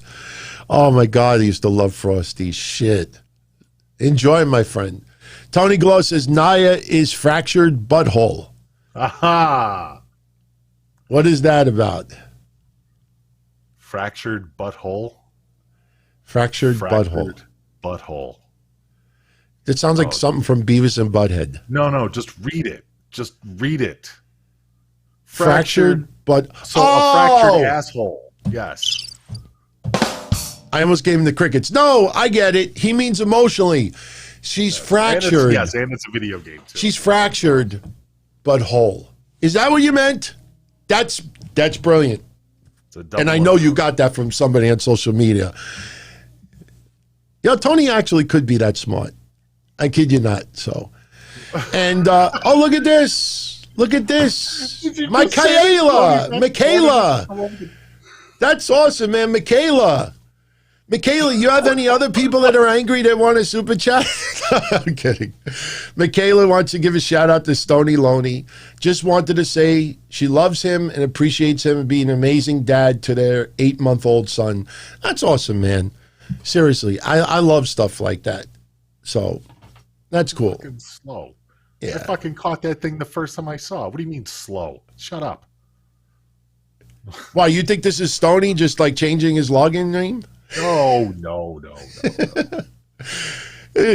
Stony Loney is the greatest person. No, that's awesome, man. Seriously, much love. I'm telling you, much love to everyone out there, even everybody who sends me private emails and DMs. I mean, honestly, and I've said this before, what really sucks about 2021, I understand there's a lot of tension and anger. People are just in an uproar, depressed, COVID, social life gone, work gone. I understand. It's made a lot of people crack. But the one thing that pisses me off probably more than anything is when people like you folk want to just compliment something. It could be a wrestler, could be a promotion, could be a movie, could be a food, could be a cartoon, it could be us, it could be me. And all you do is just compliment, and there's always a bunch of people out there to shoot you down. So it's when it comes to me and the shows and everything, most of you out there DM me or email me, and I read every single one of them. I wanted to give a shout out to Nir Rolf, who tuned in yesterday, and he tunes in from he lives in Israel. And when he tunes into the shows live, it's 5 a.m. in Israel. And he goes back to the days when we were on TV tracks. 33 years old. He's got a wife, Shira, and a 3-year-old girl. And I saw the picture, very cute, with the red hair and the drink cup and everything. And just loves what we do. gets his mind off of, the problems of the world. And, that's awesome. You see things like this, and then you get emails like Nir, who's in Israel. I don't super chat this, but Stoney and Michaela, like, where are you tuning in from? Just write it on the chat, please. I will feel uber guilty if you super chat just to tell me where you're tuning in from. I'm curious. But that's awesome, man. That's awesome. I absolutely, seriously, I know, and I want to thank you for your little compliment. Because I saw you wrote on Discord, because I get a lot of people who will send me DMs, oh, your name was mentioned again, and I read everything. And you said yesterday I've been uber positive about wrestling. You said, I don't know, it was Ecking, but you said that I'm uber positive about wrestling. I'm trying to be as positive as possible, but we still criticize things as well. Sure. But where are they from? Oh, Roswell, New Mexico. That's cool, man. Roswell, New Mexico, they're tuning in from. That's awesome, man. Very, very cool. Look, I'm telling you, this is nice. Look, now Anthony Diaz wants to give a shout out to Michaela. He says it works. Stoney Loney doesn't suspect a thing. So, oh my God, I get what he's saying. Like, hey, Michaela, Stoney Lonely has no idea about us. Anybody else want to turn this into like a fatal 4-way or a 5-way? Get it? Oh man. I want to be serious for a minute, and we didn't forget about Christian. We're going to talk about the main event tonight, then we'll talk about Christian. But I do want to mention one thing also. I want to thank Michael Olgel for letting me know about this. I don't want to get everybody down tonight, but keep Antonio Inoki in your prayers. I don't wish anything bad on him. I don't like playing Deadpool stuff. But truthfully, the more you look into it, he's not going to survive 2021. And Antonio Inoki, I was mesmerized by him when I became a wrestling fan in '79. I didn't see him that often, but he would go into the WWF once in a while. And then seeing some of the Japanese wrestling, seeing his work against Backlund and Hogan, and then later on and doing stuff. But he is right now battling a disease. It's called cardiac amyloidosis. Amyloidosis. Yeah. I think that's what it's pronounced. Basically, what's happening is he's getting an abnormal amount of proteins that build up around organs, his heart, his kidneys, his liver. It can build up around your eyes. Sometimes you might see someone who has really bad health issues and they got like really puffy eyes. It's a buildup of proteins. And it's causing him a lot of difficulty in breathing. And this is a screenshot of him in a hospital. And I don't know how much hygienic that is, that the person is like standing on the bed with socks on and stuff, but doing like massaging of his chest to try to relax it and help him breathe. But when I go like this, you're gonna see a link pop up. There's some YouTube video of him battling with his therapy and stuff. It's very, very sad. Oh, those were shoes. Oh, I thought those were like hospital socks. No, those are shoes in Japan. This is a hospital. But he looks very frail. I took a couple of screenshots. He looks into the camera. I don't know why, but I got really, really sad. I mean, I was sad, but I mean really sad. I mean, I maybe because my father just went through the heart surgery and my mother a couple of years ago. So maybe anything with the heart is a little extra sensitive to me. But keep Antonio Inoki in your prayers. This is something that, unfortunately, it's such a rare disease. I think less than 1,000 people in Japan get this. That's how rare it is. I don't think there's any cure for it. So I wanted to, and I'm sorry for getting anybody sad, but, this is something he's been battling for a little while now. I had no idea, and no one online is talking about it. So, like I said, I posted the link. Obviously, we're live. I can't post it yet, but after the show, I will add the link. and you could go check it out. And you know what? If you want to send him a well wish on YouTube, even if it's written in English, something tells me that it'll be translated. So, look at this. Oh, that's funny. I don't know why you did that, but that's pretty funny. Look, we got a super chat from Mish. He doesn't know what's going on with Stoney and Michaela and Anthony Diaz, but can you all make sure to tune into Wrestling Soup Thursday nights at 7:30 p.m. Eastern? That's awesome, man. What a smart guy. Pretty genius. I like that. I will have a cafe latte tomorrow. No, I'm only joking. I have K-Cups, but no, that's awesome, man. That's awesome. That's awesome, man. Yeah. Look, Michaela, she doesn't even know who I am. The only person who has, it means Anthony Diaz. Right. This is like an episode of Impractical Jokers where we keep getting like each side to like, that's funny. It's all good, everybody. I'm telling you, when you see me preview the shows and I say our unusual cast of characters here, you know, that's one thing that I know it can be difficult at times. That's one thing about this channel. You know, I try to be as positive as possible, but I want the atmosphere here to be the opposite of social media. You know, I don't like seeing anybody fighting. I don't know why that Aladdin guy wanted to be banned yesterday. And he got banned. I gave him his wish. You know, I love the vibe here and I love everybody hanging out here. And that's what makes all the shows fun. Seriously. You think I would be doing this much work during the week? I work in my office 40 hours a week. And you add up all the hours here plus prep and afterwards, I work like 70 hours a week. But I'm having fun. I'm having fun. What's going? Look at this. It keeps going. It keeps going. 90s guy is getting involved now. 90s guy says, what if I said I am Michaela, Stoney Lonely, and Anthony Diaz? Oh, it was me, Don Tony. It was me all along. Oh, man. When I faked that sneeze before, I actually got a little congested. I don't know if anybody could hear it. So, yeah. So, big shout out to the family while we talk about the main event today. As you said earlier, AJ Styles. Oh, what was the new announcer tonight? Oh, shit. I have his name written down. What was the new announcer tonight? Crap.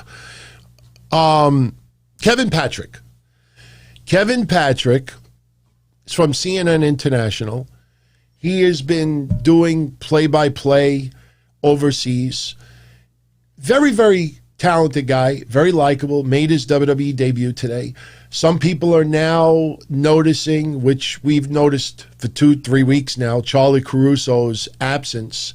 She has been on ESPN, and week by week now, it's becoming more and more notable that Charlie Caruso is not around. I don't know if this is a permanent thing with her, but they now have Kevin Patrick, and believe me when I tell you, you bring in Kevin Patrick, that means I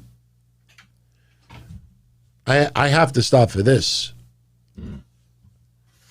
Stoney Loney, man, I'm sorry. I have to be totally honest with you. Wait a minute. Why is a picture not showing up? I'm looking at the picture in the chat. I thought that was Aaliyah Mysterio. Her picture's not coming up. I don't know why. Wow. Let me see. Let's see if I can fix that. No, it's not coming up for some reason. I don't know. Maybe my software is just, maybe my software is female, heterosexual female. My software doesn't like. But Michaela says, this has got her laughing so much. Much love. Always love watching us. That sounds a little creepy, but that's okay. It's all good. No, much love, seriously. We're just joking around. But so we got Kevin Patrick, and I like him. We'll see how he fits in with WWE. But originally interviews AJ Styles in the back. We had just seen a repeat of last week's footage of Alexa, Evil Orton, and more Evil Orton, because Randy Orton, I guess, is a heel. And Kevin Patrick wants to interview AJ Styles, and AJ Styles like, don't you want to talk about AJ Styles, The Fiend? Don't you want to talk about this? And you can see where it's going. Now, AJ Styles will not stop talking about Randy Orton, so Randy Orton pops in. And as you said before, they were kind of like Randy Orton's like joking, like playing the victim of, you're teasing someone with mental, demons or whatever it is. And I guess somehow fighting in the ring takes care of that. So they announced the match later on. The match starts about 1:45, 15 minutes before. Randy Orton's entrance, AJ Styles' entrance is about 4 minutes chopped off of that. They have a fun match, but you already know that we're either going to have The Fiend or Alexa Bliss or a combination thereof at the very end. And as I said about a month ago, enjoy these pre-recorded little segments that they splice into the live show. Because once you start having live fans in attendance and not just LED screens, you're not going to be able to do that anymore unless it's a pre-recorded backstage segment. During the match, and I've always emphasized this, for the people that are in Thunderdome, what they see while they're in Thunderdome is what we see on TV. So it's not like somebody says, oh, look, Matt Riddle just walked past me. That's not how it goes, unless you know where you're on TV. You see on the screen what we see. So when they show Alexa Bliss on the Titantron and she's winding up the Jack-in-the-Box and she stops before it goes, pop goes the weasel, whatever it is, she's like, not yet. Not yet. So that's going to be probably for 2 weeks. And then she'll complete the last one and The Fiend makes his return. But tonight she stops short. She lights a match, blows it out.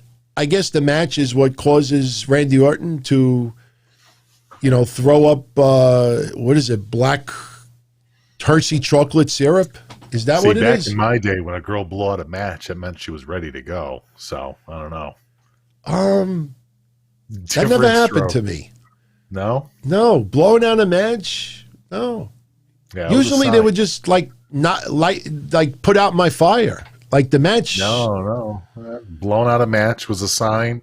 If a girl rubbed the inside of your palm, it was a sign. Oh, I know that too. Like I'll play around with my girlfriend, fiance. I'll hold her hand and then I'll just go like this, and her hand should be like, "Oh, you sick, you pervert." No, not tickling it. It's just rubbing it softly.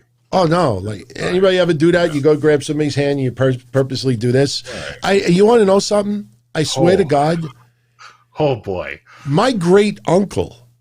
I'm not kidding. He never touched me inappropriately. But for some reason, I remember when I was a kid, like I would say, hi, uncle, blah, blah, blah. And I could swear that he would go like this to my hand. I just realized that the other day. I don't know if he meant anything by it or not, but there's, he's been dead for 35, 40 years. But I always thought when you do this, you're being a little bit kinky or trying to give a little. You're trying to get laid. Yeah, trying to get laid. International symbol of getting laid. I've never in my lifetime did I ever have a girl light a match and go. No. I'm not saying. Well, okay, the light a match thing that's also a sign, but I don't think it's a sign that was popular. Like people did it, but no, you're right. It's not. But rubbing the inside of the palm, that's pretty much international. Yeah. I don't recall anybody ever doing that to me. Inside of your palm, that means she's ready to go, or at least wants to make out or something. Really, yeah, man. I had a boring childhood, teenagehood. Oh man, boy, think about it, man. It was uneventful. I ain't that old, James. Shut up. Shout out to Gabriela Gomez enjoying the show. Much love, much love. I don't know what it was. I mean, we couldn't put Michaela's photo up there, but Gabriela's photo was up there, so I don't know. Oh, shit. Yeah. But much love. Thank you for the support. I really appreciate that. Zelion is nuts. People don't want us to talk about the rest of the main event tonight. So Zelion is nuts. Talk about the show. I want to talk about Michaela and Stoney and Zelion and Anthony Diaz. Come on. We got to know the full story, guys. Hey, guys. I go by a new name now. I am formerly known as Clyde Phalanx. I've been enjoying your podcast since 2011. If Michaela, Stoney Loney, and Anthony Diaz need some love, check out my Patreon. Search Xander Elion, Elion. Much love. Yeah, man. That's pretty cool, man. Appreciate the fuck out of that. Yeah, it's been a fun night. It's been an interesting night. But, yeah, everybody, could check out his Patreon. Seriously. I'm going to go check it out. I owe you. I mean, of course I am. But, no, I'm going to check it out for real. Okay. So we got the main event tonight. And, having a fun match. But like I said, you know where this is going. Alexa Bliss is on the screen. And this part is pre-recorded from earlier in the night. Because, this isn't like Tajiri, where when people aren't looking, gets a little green mist ready to spit it in somebody's face. Alexa Bliss blows the match out, and actually, now I'm obviously not gonna, dude, fucking Orton is hilarious. Yeah, I'm not gonna start having stuff. I honestly last week almost bought black food coloring from Amazon, and I was gonna mix it with water, and I was gonna just dribble all over myself. But then I realized, I get it on the desk, I get it on the papers on the floor. It's funny, but then I got to clean it up, and it's 1 o'clock in the morning, 1:30 in the morning. But I don't know. Maybe if I had a different setup over here, I would do it. But Randy Orton once again throws up the black liquid, and we got to find out what that liquid is. I think it's Hershey chocolate syrup watered down. Could be. So, but he regurgitates again, but we don't go off the air that way. Apparently, the match still goes on. The referee doesn't give a shit that he's throwing up black liquid. The referee allows AJ Styles to do the phenomenal forearm and get the pin on Randy Orton, which I thought was incredibly stupid. The referee is watching Randy Orton regurgitate with voodoo stuff and doesn't come to his aid. Lets AJ Styles hit the phenomenal forearm, hits him, and then we go off the air with Alexa Bliss laughing her ass off. What'd you think of the ending of Raw tonight? It was fine, dude. They're leading to the Bray Wyatt and Randy Orton showdown. I think that the antics are silly, and I know they're not supposed to be, but to me, I'm enjoying it. I'm enjoying Randy Orton's acting. His hamming, the dude is fucking funny. I'm sorry. I know people are bored of Orton. Maybe they don't like Orton matches. I think Orton is his performances can be very bipolar. And what I mean by that is you can have an amazing Randy Orton storyline and an amazing Randy Orton match when he's totally on. And then there's times in history where Randy Orton has phoned it in. And we've seen this. This storyline, though, is great. I know that there's a lot of fans out there that think that this is the worst storyline ever to ever exist in WWE. But I think they're taking themselves too seriously. I think those people are taking themselves and wrestling way too fucking seriously. This is not going into this entire feud. I mean, especially when you think about how long it's been going on.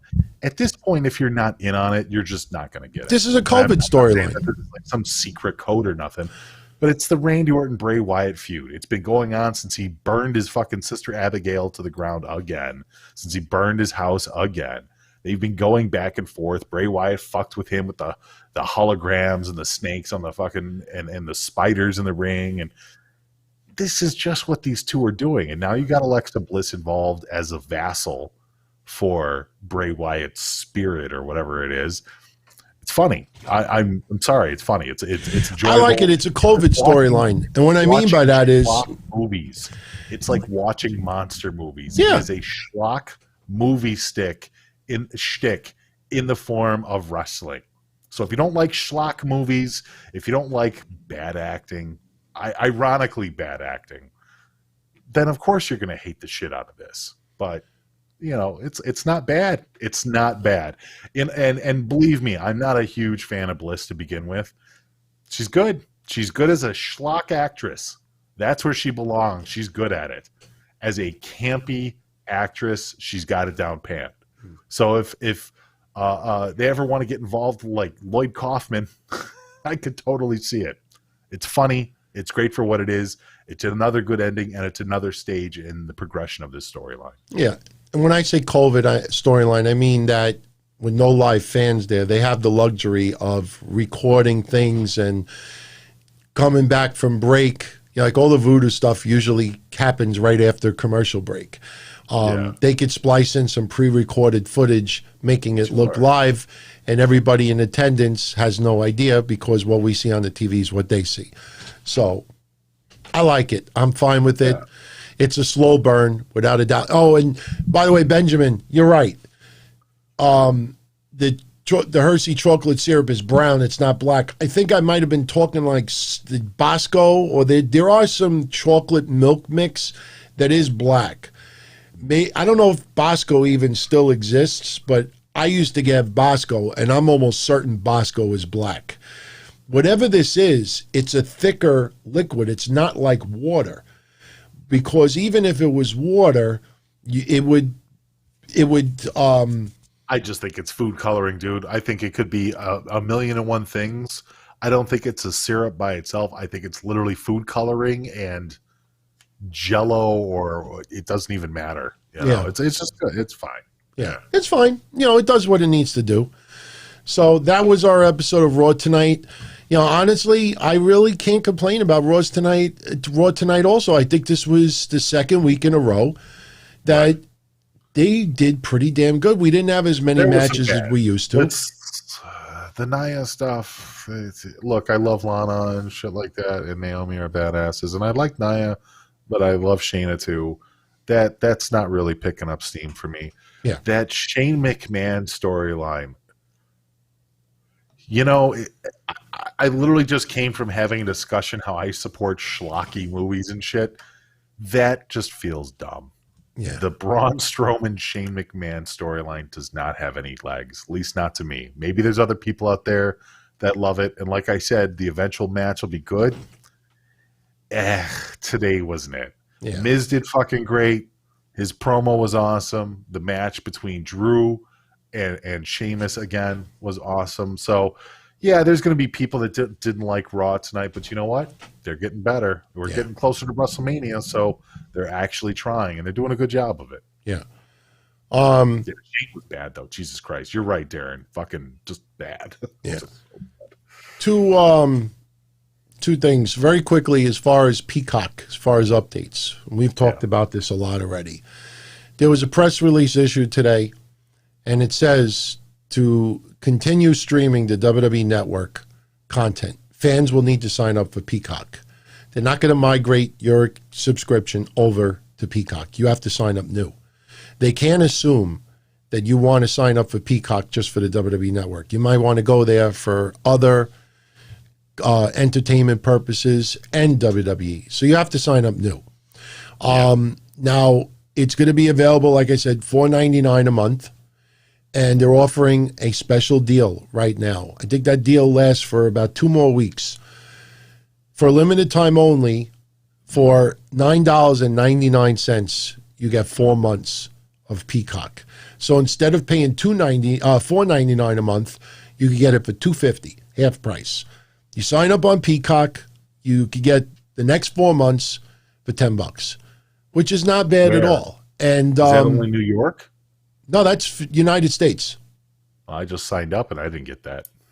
Well, did you start your subscription? Yeah. All right, so then you have to go check out the WWE website because there's a link to sign up for. So you could probably change your subscription. There might be a link or something like that, but NBC is not showing that promotion on their homepage at all. Yeah, you got to go to the WWE website then. Okay. All right. And WWE Network will remain active for United States subscribers until April 4th. And WrestleMania 37 will be exclusive on Peacock. They Peacock also goes live announced on March 16th. So let people know that too. what?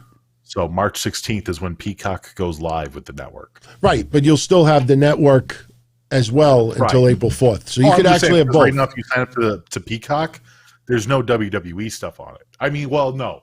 There's WWE stuff on it, but there's no WWE Network on Peacock yet. That'll launch April 4th. 16th. No, April 4th. Well, actually, you know what? You're right. I'm not trying to like. I'm just saying, like, my actual receipt right here. My WWE Network subscription ends on March 14th. I've signed over to Peacock, and the WWE Network, according to the email, is the 16th is when it goes live. Right. It goes live on Peacock on the 16th, but the WWE Network will still be in full force until April 4th. So technically, you don't have to switch over to Peacock until April 4th. And you know what? That kind of makes sense. This 4 months for $10 deal expires right around the time the WWE Network in the United States is done. Right. So they're trying to get you to switch over to Peacock now, and as an incentive, you get the next 4 months for just $250. Correct. That's the deal. That's Peacock Premium. That's not just WWE Network. You sign up, and you'll get Peacock Premium for the next 4 months for $10. Now, two other things that are very important. Number one is there's going to be a lot of content that's on the WWE Network that is not going to be migrated over to Peacock until around July or August. So they're going to start off small and slowly add content to it.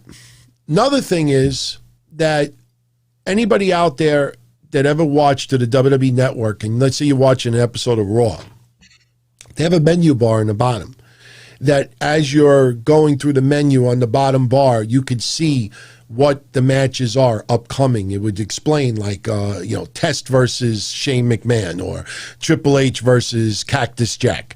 You could go through the menu bar and instead they're eliminating that entirely.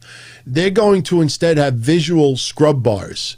What that is that if you're scrolling through pay-per-view, Raw, whatever, old footage, it's not going to show you in print what you're scrolling through. Instead, you're going to see a box.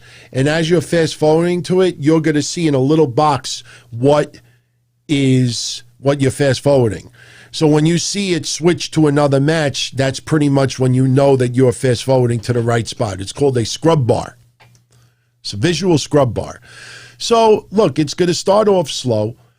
And you know what? The more I think about it, that's probably why also they're doing that 4-month deal, because they're not going to have everything migrated over till August. So if you start Peacock April 4th, April and May, May to June, June and July, July to August. August is when it's the full price, and August is when everything is supposed to be fully migrated over. So they're offering you a deal right now, half price, but at the same time, though, they're not giving you the whole WWE Network. But remember, it's Peacock Premium, so you get everything. Now, for those online that you're coming across that says that, there's going to be a lot of people that are going to forget to cancel their WWE Network subscription. They're going to be charged and this and that. WWE is closing all of the United States network subscribers. So once you hit April 4th, that's it. So you're not going to get charged in May or June. Hey, they charged me for the network and I forgot to cancel it. Even if you forget to cancel it, they automatically are discontinuing your service. So no one is going to be charged beyond April 4th that is in the United States for the WWE Network. If you forget to cancel it for whatever reason, it's going to automatically cancel. They're going to non-renew your monthly repetitive charge. So that's another thing. Now, I already have an email into WWE about these. I have 4 of these. Yeah. Each one of these is $60. From what I was told already is that what'll likely happen is you could, exchange this with WWE for a promo code. And the promo code you could use towards either WWE merchandise or something WWE related. You cannot cash this in, apparently, and use it towards Peacock, because Peacock is not honoring WWE subscription gift cards. They're not allowing that. Because, again, when you sign up for Peacock Premium, you're not just signing up for the WWE Network. You're getting a whole giant catalog of entertainment. So they can't differentiate if you're signing up for just wrestling or if you're getting this or if you want a little bit of everything. So once I get the official response from this, for anybody that has a subscription or bought a 6-month card and it doesn't expire till July, let's say, I'll find out what ends up happening. I know WWE is not going to start refunding checks to people. So it's probably going to end up being a store credit, a credit that could be used towards something else WWE related. So, very good.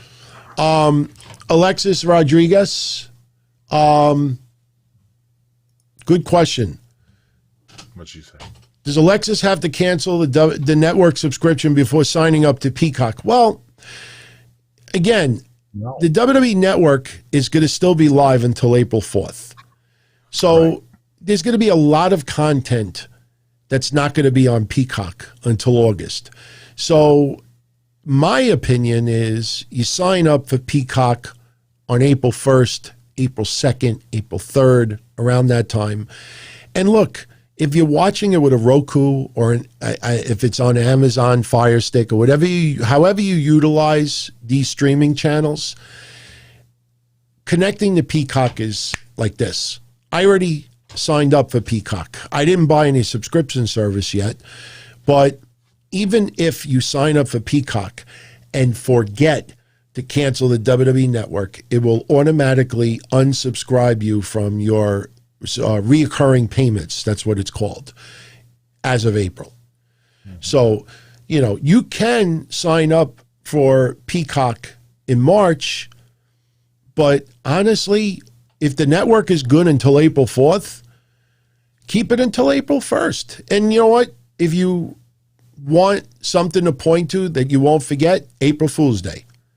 Everybody remembers April Fool's Day. So April Fool's Day, that's when we all switch. We all set up for Peacock. So that's what I would do. So Larry Rovers, Russo booked Diaz versus Stony. Oh, Anthony Diaz versus Stony Loney in a Michaela on a forklift match. You are bad, Larry.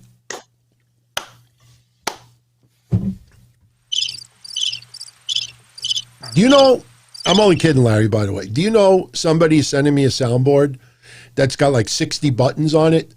And I'm going to be able to label every button, and it's going to have all different crazy sound effects.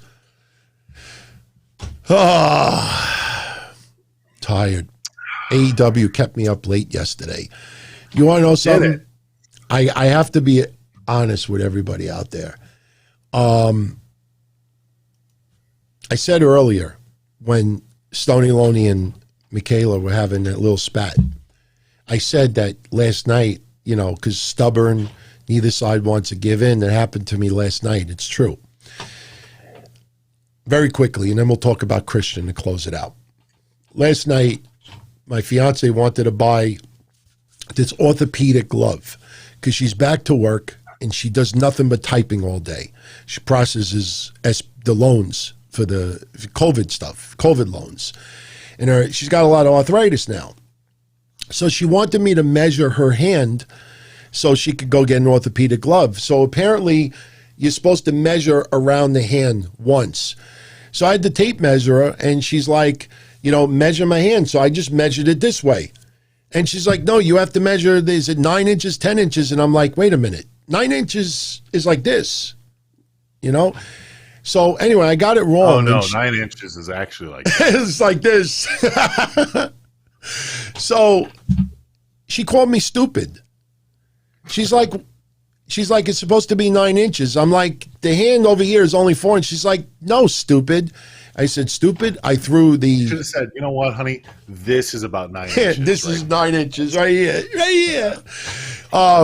So I threw the tape measure across the room. I didn't talk to her for the rest of the night. I swear on my parents, I did not talk to her until the last 2 minutes of the AEW pay-per-view. When the clock went down to 10 seconds, I went like this. And she's like, what? Because she was half asleep. I said, watch. I expected this spectacular explosion. And when it went off, she's like, yeah, so what? I'm like, just go back to sleep. I swear to God, that's legit how it went down last night in my house. So, but that'll be conversation tomorrow, I'm sure. But before we go, and it's only appropriate that I bring this gentleman up. He was so kind to wait till the end of the show, but this is definitely a great topic. Now, yesterday I already gave my rant, but a lot of people out there know Mish is a big fan of Christian. Yes. I said yesterday on the show, first person I thought of when Christian came out was Mish. A lot of you sent me DMs during the day. Hey, did you see on Reddit? Did you see the surprise? And I'm like, no, don't tell me. I want to be surprised. I was hoping it was going to be Kurt Angle for my reasons. But after he came out, then I went to the Reddit page and said, aha, this is where everybody got their sources from. They're reading Reddit pages. Fine, no big deal. But me, I'm 100% for this. I got into a 15-minute rant yesterday. I'm not doing that again now. I know we're already late. But I'll just say one very quick thing. This man had to retire Daniel Bryan style. This guy, it seemed like there was no chance of him ever returning. And at one point, there was a sense of frustration at WWE. It felt like they were almost forcing him into retirement. And he did the Edge of Christian show and this and that. And this guy rehabbed and rehabbed, didn't give up, and rehabbed, and got to the point where getting back to the ring was a possibility. And it's not just rehabbing physically, it's rehabbing here too. Imagine being a lifer in wrestling and it's prematurely taken away from you. And that, I can only imagine what that does to you emotionally. So the guy gets to the point where he gets cleared to WWE doctors, which that in itself is a big deal, shows up at the Royal Rumble, puts on a phenomenal performance, very emotional. We all loved it. Guy looks like he's still in his late 30s. And then you could only imagine what happens. Nothing. I'm going to be 48 years old. I'm saying. I'm going to be 48 years old. I worked for years to try to make a return. And WWE is basically showing me zero interest other than the Royal Rumble. He's too old to sit back for another year or two and then hope he gets a little WWE run. So Christian, and we know this for fact because he said it today, or Tony Khan said it last night, Christian called AEW, said, look, I want to return to the ring. I can do it. I'd love to work for you. And they said, we'd love to have you here. So I am not going to be one of those to criticize the guy for to the point of obsession, getting himself back to where he could return to the ring safely. And I'll keep it with an open mind. See what the guy could do. If it's a failure, if it doesn't work out, I always go by the saying, it's always best to try and fail than never try at all. So I am very happy that Christian gets a second opportunity in the ring. I will step aside and say nothing else. What's your honest thoughts of this? Look, I kind of went into a diatribe earlier today, me and Joe. Sorry to pull the screen back. We did a post AEW Revolution 2021 show, a couple of shows. I still have to put that up. I also have another episode that I did with Frankie Gus on Friday. My thoughts on it are mixed. I think I think if anything, it's really sad that WWE would not give Christian a platform to wrestle with Edge, have great tag team matches. I mean, we were even joking like, wow, couldn't you imagine Edge and Christian having a TLC match with The New Day? Couldn't you imagine these great scenarios where Edge and Christian have matches? I mean, Edge is bouncing all over the place. Edge, who suffered more career-ending injuries than Christian did. Christian had that severe back injury and a concussion. Edge has had like what? How many concussions and how many back injuries? So look, Christian did everything, got back in the ring, looked good at the Royal Rumble, thought there was going to be something there, and instead the doctors reneged and said, no, we don't want to take a risk with you. I feel bad for WWE. I feel they completely blew an opportunity. Edge, who's kind of being seen as not really, and look, and I know that there's going to be people that, fight my opinion on this, but doesn't really deserve the spot that he's in. Only given the spot because he's Edge. If you're going to do things like that, why not do Edge and Christian? Why not at least give Edge another outlet to wrestle? I don't understand it. I don't understand what happened. I don't know if he pissed in Vince McMahon's cornflakes. I don't know why WWE hates Christian, because that's what I feel. I feel like even when he was shuffled off and forced to leave and forced to retire and went to TNA and did something for himself, and they brought him back, and then they did almost nothing with him. They did give him a championship belt, and they gave him the one more run, and that was fine. And then I was like, oh, it's time to shuffle you off again. Christian always feels like the butt of everybody's joke. And when he leaves and he does good things for himself outside of WWE, it's like they're proud of him, and then they turn him into a joke again. I don't understand it. I don't understand the way the company has treated him. Look, he's made money off of them, but it always feels like it's at the butt of a joke. Oh, you're part of the Edge and Christian show. That was popular. Thank you for doing this on the network. Time for you to leave. Get the fuck out. AEW, whether he called them or whatever, so be it. His debut last night was a complete gag. Did he literally just go like this? That's what he was doing, right? Yeah, well, that's what he used to always go. He would look at his peeps. He would go like this. It was horrible. He literally strutted around the catwalk and then went back behind the curtain. He didn't even have a chance to talk. Like, it was just nothing.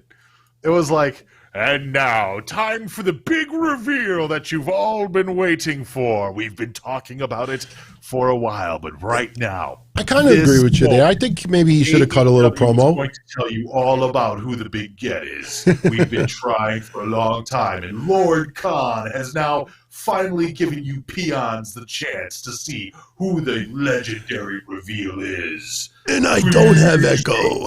From the dark side of Canada. Christian. He should have cut a promo yesterday. Yeah, I think about that. You're right. Should have cut a promo, said a couple of words. Should have had Big Show maybe on the rampway, bring him out, handshake, let him. Yeah, that part of it, I agree with you. I was fine with the announcement because they never overhyped it, in my opinion. It was a big announcement. It was somebody that was going to be shocking in a good way. I think that's true. I don't think anybody out there thought that he would be gone completely from WWE so close to the Royal Rumble. But this is a good story. The guy's able to return to the ring. I know you said, look, he's going to have great matches.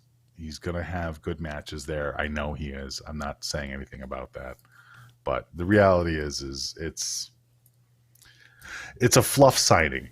It's a fluff signing, and he's going to be in the same realm as everybody else that's getting hired in that company. Look, AEW has a lot of talent. They really do. I'm not a fan of the company, but I won't deny the fact that they have some real good wrestlers in there. It might not be the same people that you think are great wrestlers, but to me, I think that there's a lot of great talent there.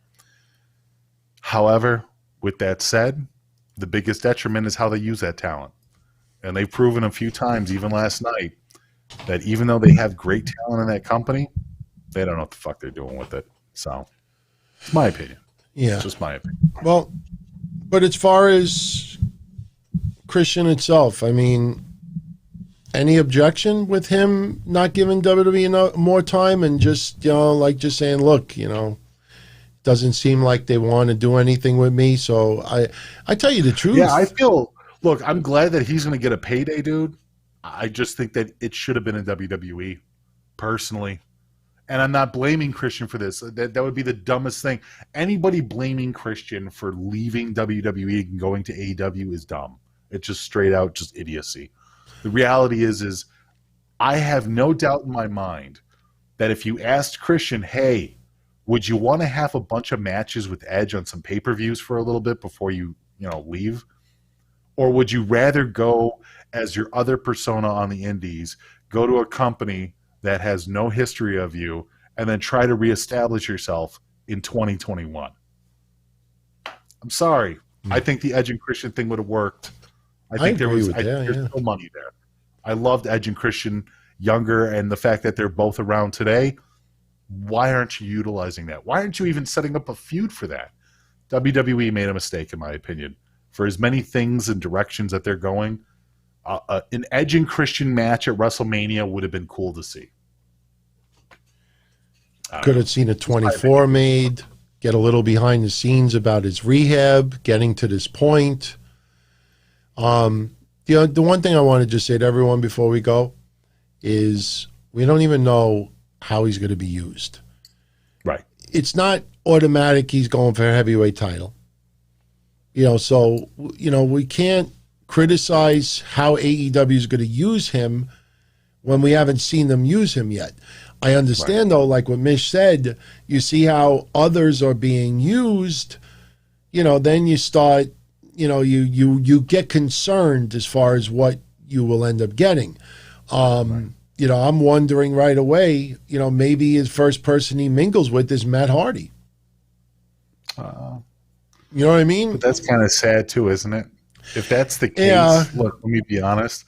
That's a little sad that you immediately go to the guy that he's had a extensive history with, as opposed to doing something with him and maybe one of the younger talents.